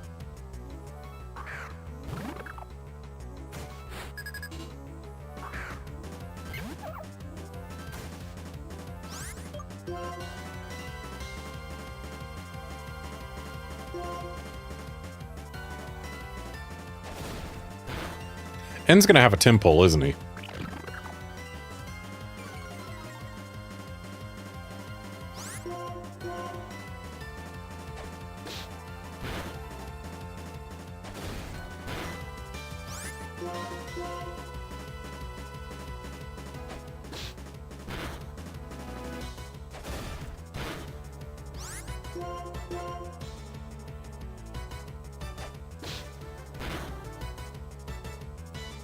If I got crit there, I would have lost my rat.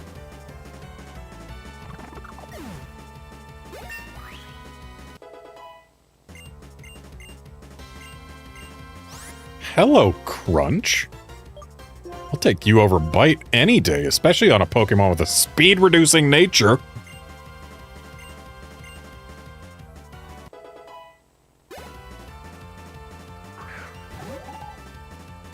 Okay, time to not have this rat out front.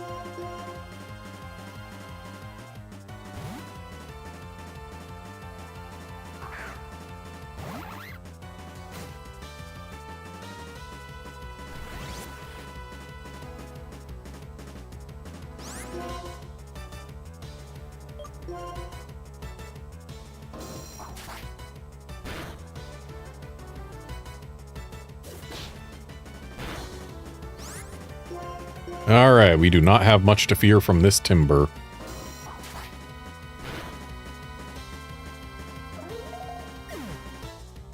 Also, every timber we've seen so far has used focus energy. Not just had it, used it. And of course he had a Timpole.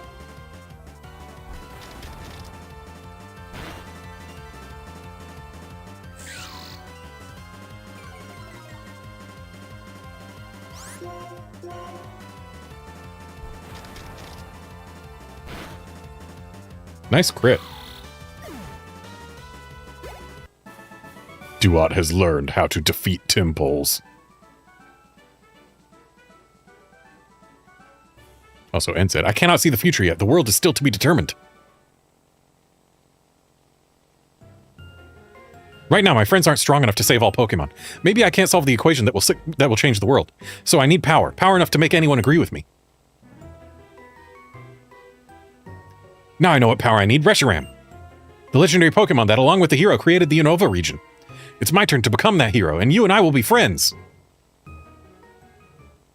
Will we?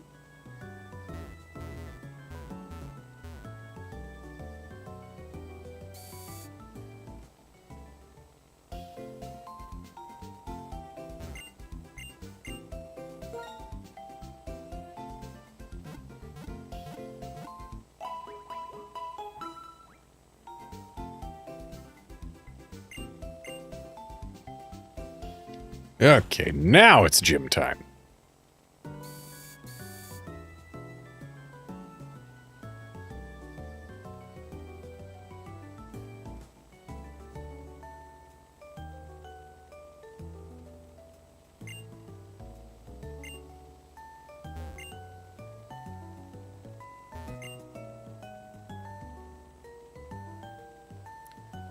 Wow, whenever I look at this skeleton, I'm fascinated.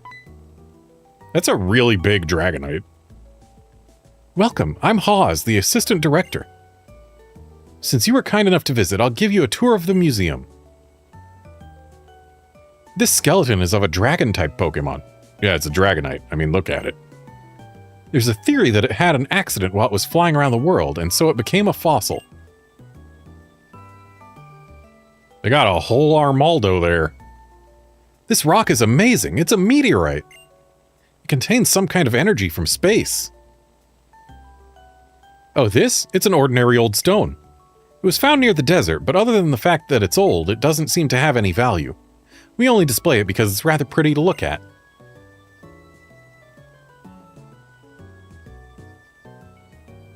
The Pokemon Gym is just beyond here. At the end of the gym, a very strong and kind gym leader is waiting. By the way, the gym leader, Lenora, happens to be my wife.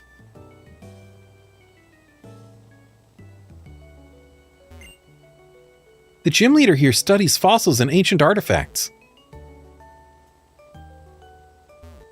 I know we already got the tour, but I like reading the plaques. This is a skeletal specimen from a Pokemon that flew around the world. Bones that were once carried as weapons by a certain kind of Pokemon. You can call it by its name, Marowak. Rare Pokemon from around the world. Museums are packed with adventure. A mask that ancient people used to wear at festivals. A plate with an unknown script carved into it. No, I can't read it. But the fact that they got an entire Armaldo, like, it's very rare to find fossils that have skin impressions. And they got the whole thing here. I guess it's a carapace impression here. It's a fossil of a Pokemon that was protected by a very hard shell. It's an Armaldo. You can say what it is. I mean, look at it. It's an Armaldo. What else is that, huh? A meteor that has a space virus attached to it.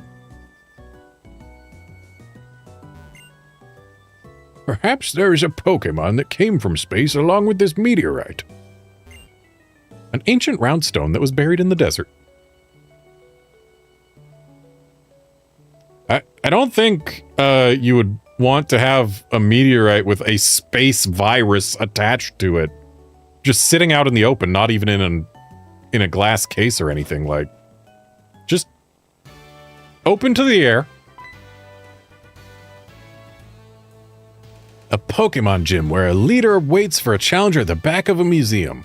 It has a great atmosphere, doesn't it? So, I will give this to you. All trainers in this gym use normal-type Pokemon. This is just between you and me. Normal-type Pokemon are weak against fighting-type Pokemon. Around here, fighting-type Pokemon show up around Pinwheel Forest. No, they don't. Only Timpoles show up around Pinwheel Forest, apparently. At least that's how it felt. I know we saw a couple other things, but a fighting-type Pokemon is not among the things we saw across all of our encounters there. But we saw plenty of Timpoles. Now, I will explain about the gym itself. In this Pokemon gym, if you answer questions hidden in books, you can move forward. For your information, the first book is Nice to Meet You, Pokemon. If you don't know where the book is, please ask anyone. What about you?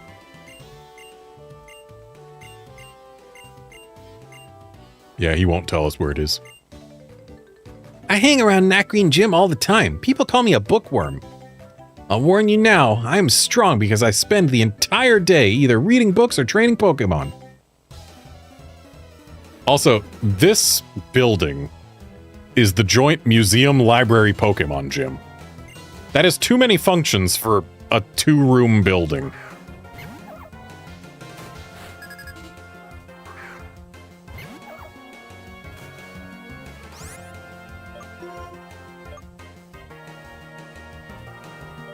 Show me Abide.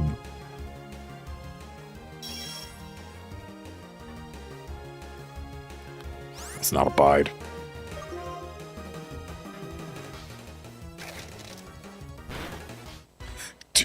Okay, it was a crit.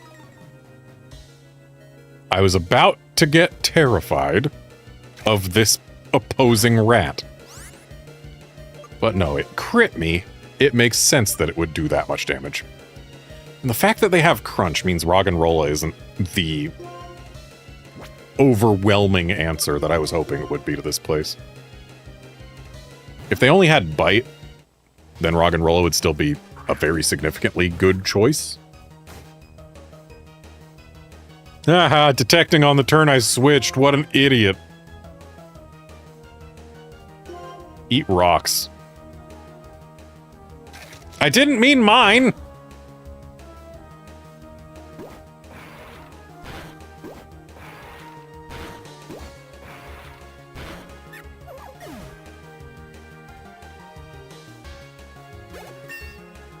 I really should have specified. This is a Pokemon that knows a biting move. And I'm using a rock Pokemon. I shouldn't have said eat rocks. Oh boy, we can learn Mud Slap. Which is like Sand Attack, except it also does a pittance of damage, but loses the ability to do anything at all to flying types, whereas Sand Attack still works on flying types. I'm gonna keep Sand Attack.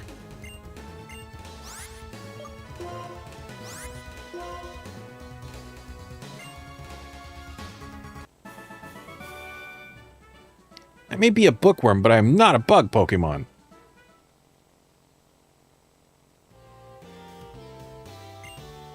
My first recommendation is a book called Nice to Meet You, Pokemon. The bookshelves for children's books are close to the entrance.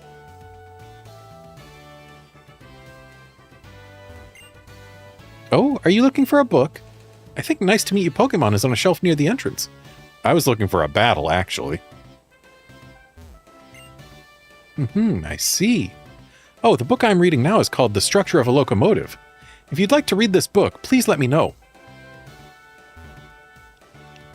I guess we're not allowed to battle more than one trainer per book. Feels a bit of a waste to use this potion on this Roggenrola right now. But I do want to keep that thing at max HP for whenever I swap it in. And we'll give the Patrat the water we were given at the entrance. And now everyone's happy and healthy. I could have gone outside to the Pokemon Center, but whatever. This is the bookshelf for children's books. Sweets for Pokemon. Nope.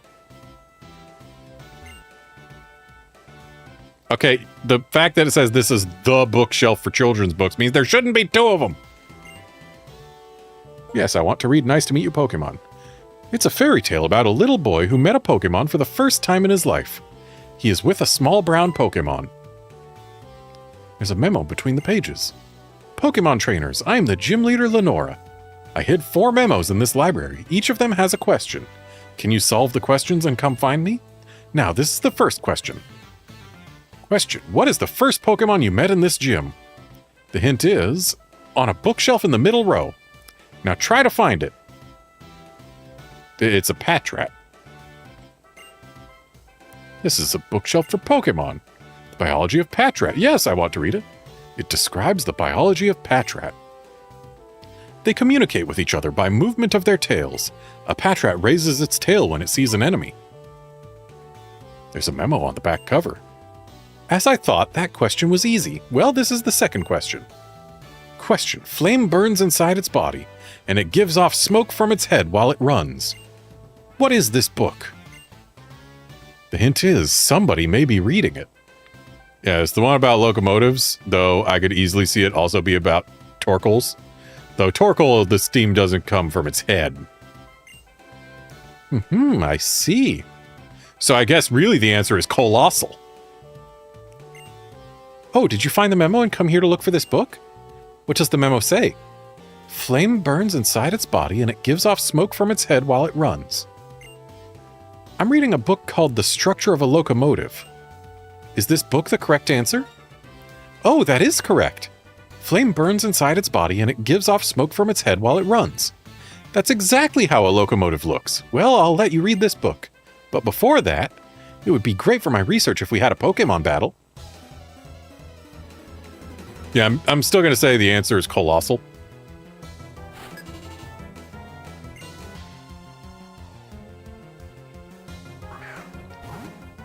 And this is the first time we've battled an evolved Pokemon.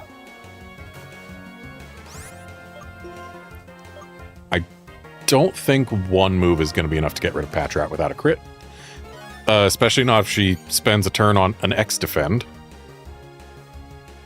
Though admittedly, I'm not a fan of her spending a turn on an X-Defend, but it's better than an X-Attack, so we'll take it.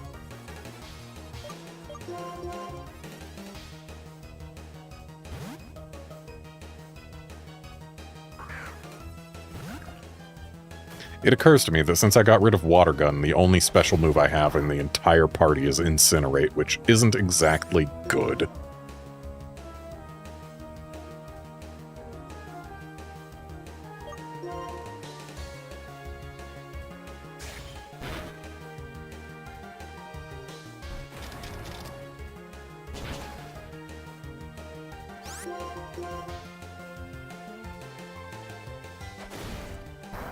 Show me defense drop.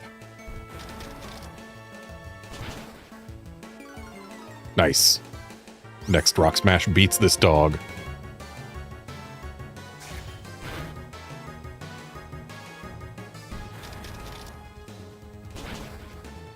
Or it doesn't.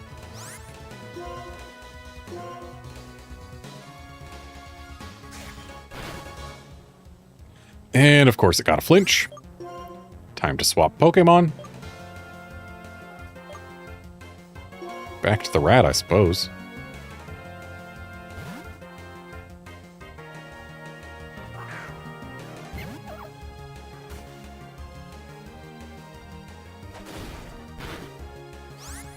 Maybe not back to the rat.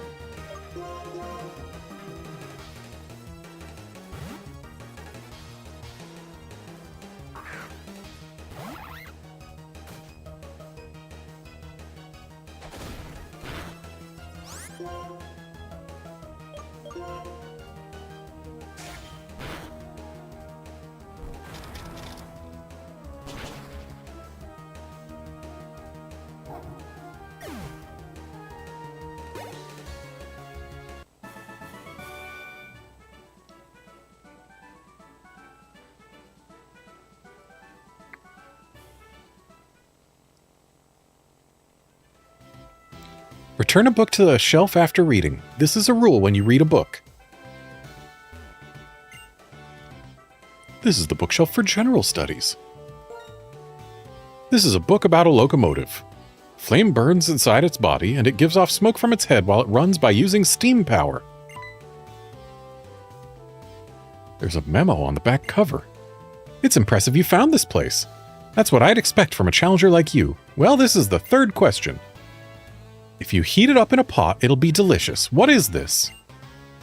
The hint is on a bookshelf closer to the entrance than here. Gee, do you think it's on the only bookshelf that still has a trainer on it? But also, I need heals, and I have enough Pokemon that are hurt enough that I am going to do it at the Pokemon Center.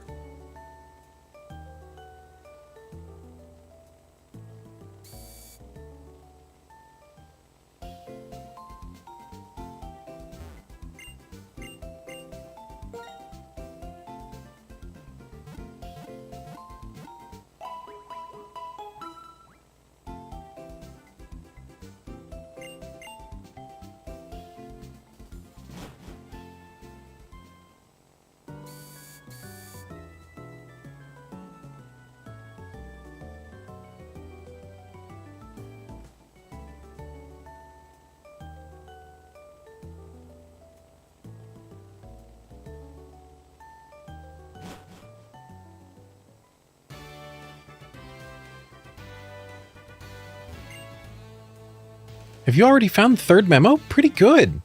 So, what does the memo say? If you heat it up in a pot, it'll be delicious. What is this? The book I'm reading is about Tepig. But you don't think this book about Tepig is the answer, do you? Well, I mean, it's a pig, so it probably would be pretty tasty. Oh, I know you're just kidding. It reminds me, in the past I've seen sweets made by heating up berries. Now, what were they called?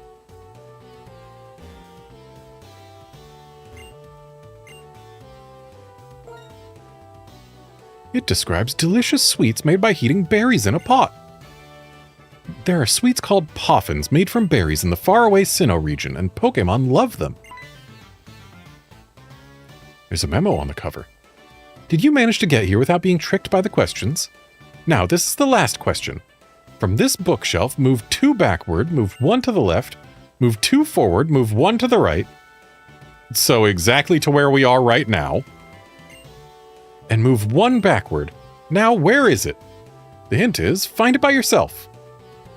Yeah, 2 backward, 1 to the left. Hey, look, it's that corner. Then 2 forward, 1 to the right. Hey, look, it's this one. Even without seeing it.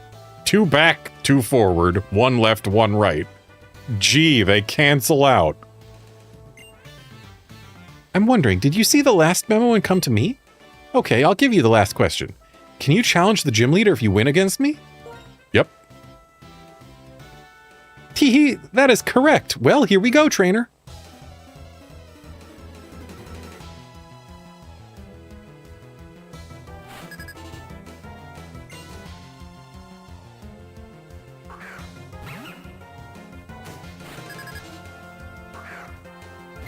So this kid has 3 Pokemon, but thankfully none of them is a Tympole.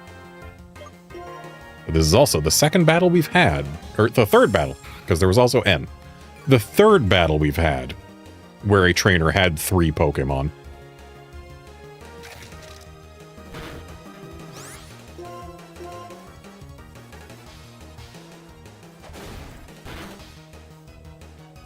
I don't like that.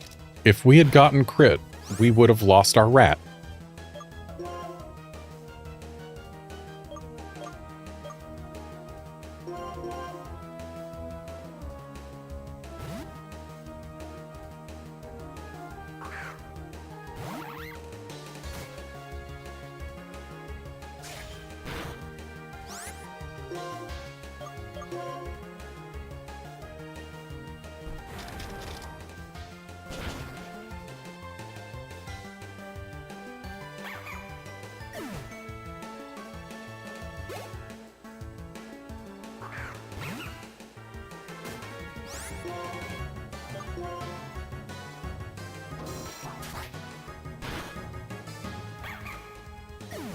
Goodbye, dog.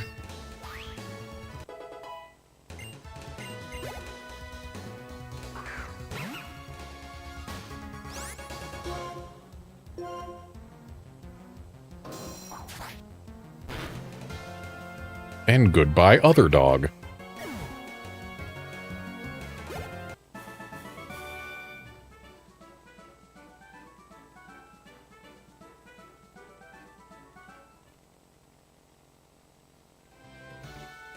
He'll meet the gym leader soon. This is the last book. Now, read the last book.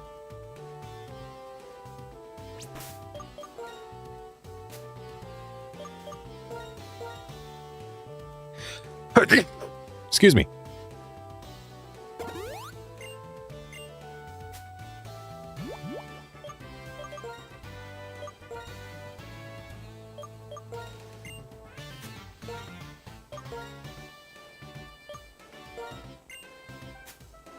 Giving a Chesto Berry to Oshawott because I'm pretty sure Lenora's ace is, or one of her Pokemon at least, is a Watchog that has hypnosis.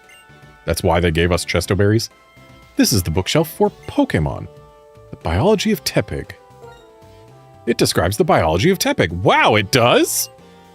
Flame burns inside its body, and it gives off flame from its nostrils. When it's not well, it can give off only smoke. There's a memo between the pages.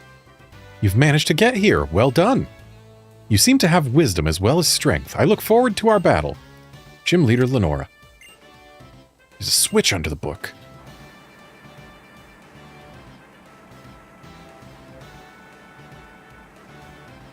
I know I used a potion earlier, but something has just occurred to me. Wow, a hidden staircase. I'm going back to the Pokemon Center. And yes, it's going to mean that the potion was wasted. But it occurs to me I didn't check the mart to see if this is one of the towns where they sell TMs.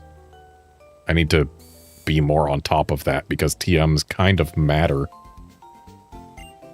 in a game where they are infinite use. But looks like this is not a TM mart.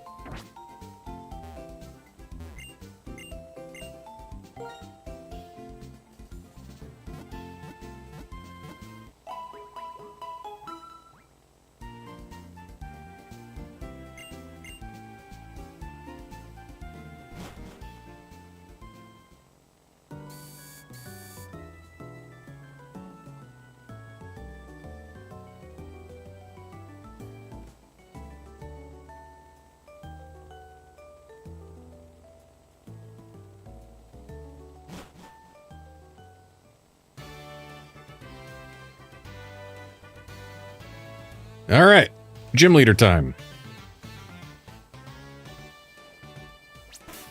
I know this is a Nuzlocke, but we still save before gym leaders because it feels right.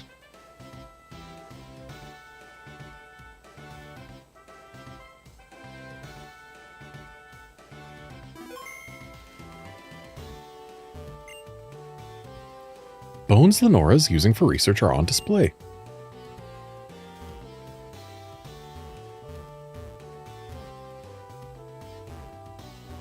Not allowed to check out what's on her desk? Her research materials are stored in an orderly fashion.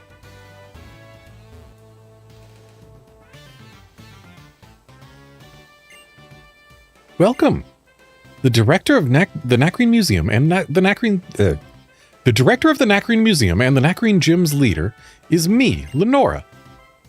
Well then, Challenger, I'm going to research how you battle with the Pokemon you've so lovingly raised.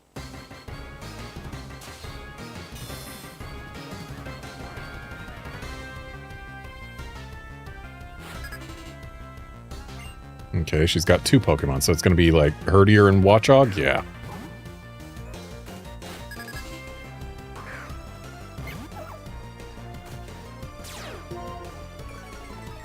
Of course it has Intimidate. Alright, so... Let's open with Detect. Just see what it wants to do. Takedown. Alright, that's pretty scary. Not gonna lie. I'm gonna give it a crunch. I'm not going to give it a crunch. Thought we could take a takedown, but no, I guess not. Well, bye Patrat. Now, with that move, I'm starting to see what kind of trainer you are. What move? I didn't use a move. You used a move.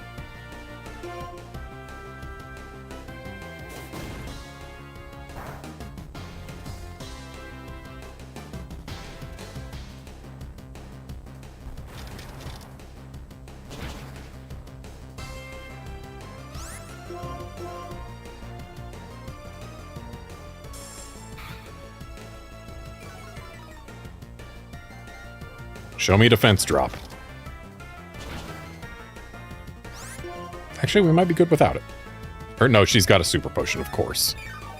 Of course.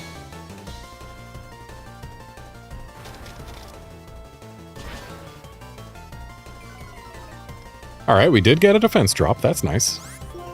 Show me another defense drop. Not on me! I've been leered twice. I'm kind of terrified of what'll happen if this thing bites, so I'm gonna swap to Duat.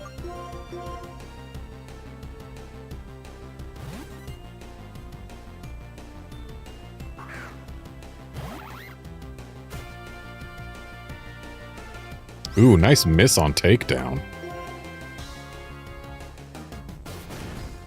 Don't you dare. Okay, Herdier is down. And while we do still have Watchog to deal with, it shouldn't be able to output as much damage as Herdier can. The real risk here with Watchog is just that it can put us to sleep. No matter how grim the situation, I'll use my research skills to find a something strategy. Winning, maybe? Oh. Well, that's not ideal.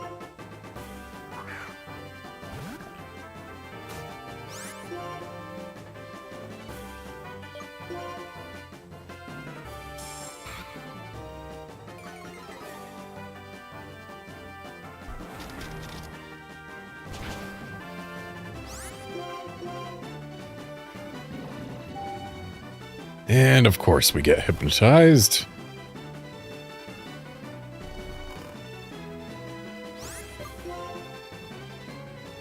So while we could bank on waking up this turn, because there is a chance, I'm just going to use an awakening.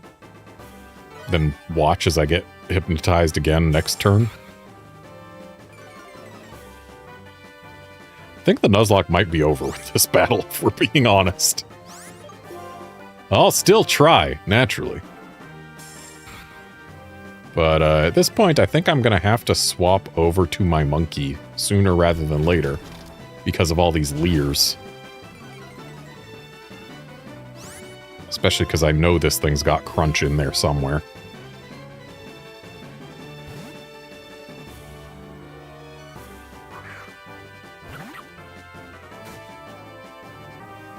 Yep. That's crunch. Oh, okay. Thanks for the crit. Goodbye, monkey.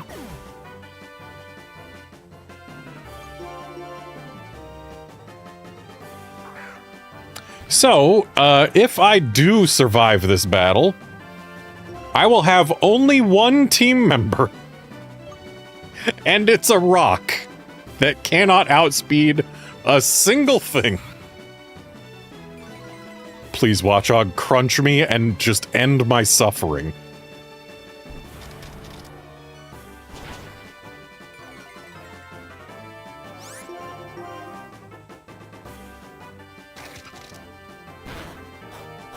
It can't end my suffering, oh no!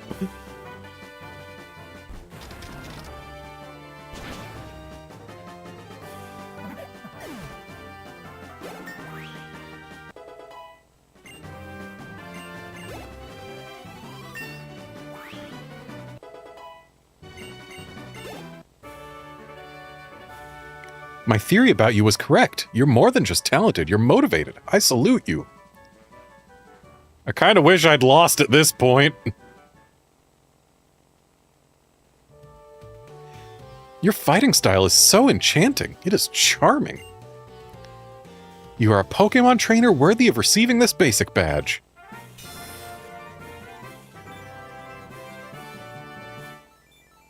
Yeah, I guess this is now officially a rock run.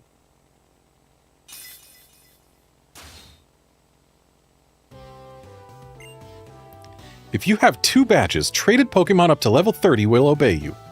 Here, I also want you to have this TM. Ah, yes. Retaliate. Doesn't that do more damage if one of your other Pokemon got KO'd right before you use it? In a Nuzlocke run, that is Not a thing I want, especially when I only have one Pokemon. Retaliate does a lot more damage if an ally fainted the turn before you use it. Yup. If you master the timing, you can defeat even strong opponents. If I still had a rat, I could have used Detect on the Retaliate turn. Deer! Deer, come quickly!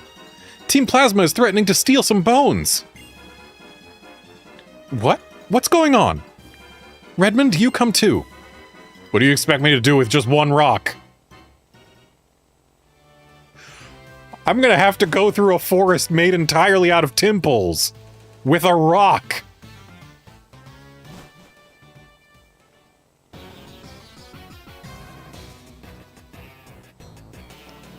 Now you wait. Enough fooling around.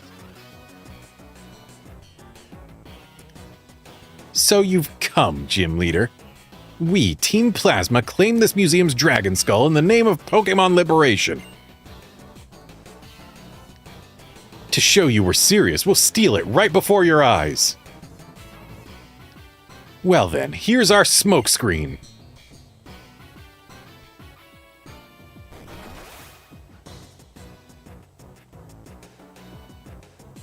If you did it behind a smokescreen, is it really doing it before our very eyes? What's going on? Oh, we have to go after them. I have to go to a Pokemon Center, deposit some corpses, and heal up my rock.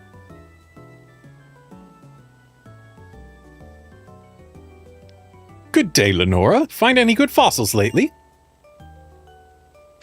This is a surprise visit. Are you suffering from artist's block again? Redmond, this is Berg. He may not look like it, but he's Castelia City's gym leader. I was just looking for a change of pace. Seems hectic or something around here. What's up? What's up? Someone just walked away with an exhibit. That's what's up. Oh, hi, Redmond. What's everybody doing here? Redmond, is there some kind of problem? And these two are? Your friends. Bianca and Charon. Oh, I see. They're trainers. Okay, then let's split up and search. I'll head this way. Everyone, Charon and Bianca, I want you to stay here at the museum. Berg and Redmond, you two search Pinwheel Forest. Got it? Berg, you show the way. I'm counting on you, everyone. Uh-huh. You are... Redmond, is it? Are you raring to round up our robbers? Oh, Redmond, take this with you. Fennel gave me this dowsing machine to give you.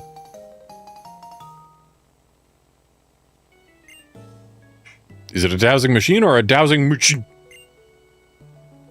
Now, what did she tell me? You can use the dowsing machine to find places where items are hidden. So you can find stuff you can't even see. For now, all we need to do is protect the museum, right? Hey, wait for me! I never went over this way earlier. And that's because there's nothing to find over this way.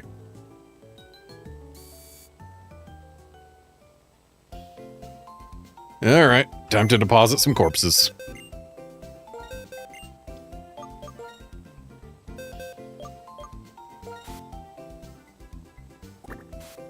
Rat, dead. Monkey, dead. Otter, dead.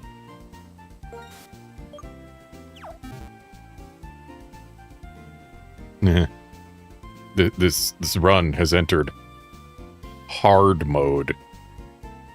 Get it? Because I have a rock.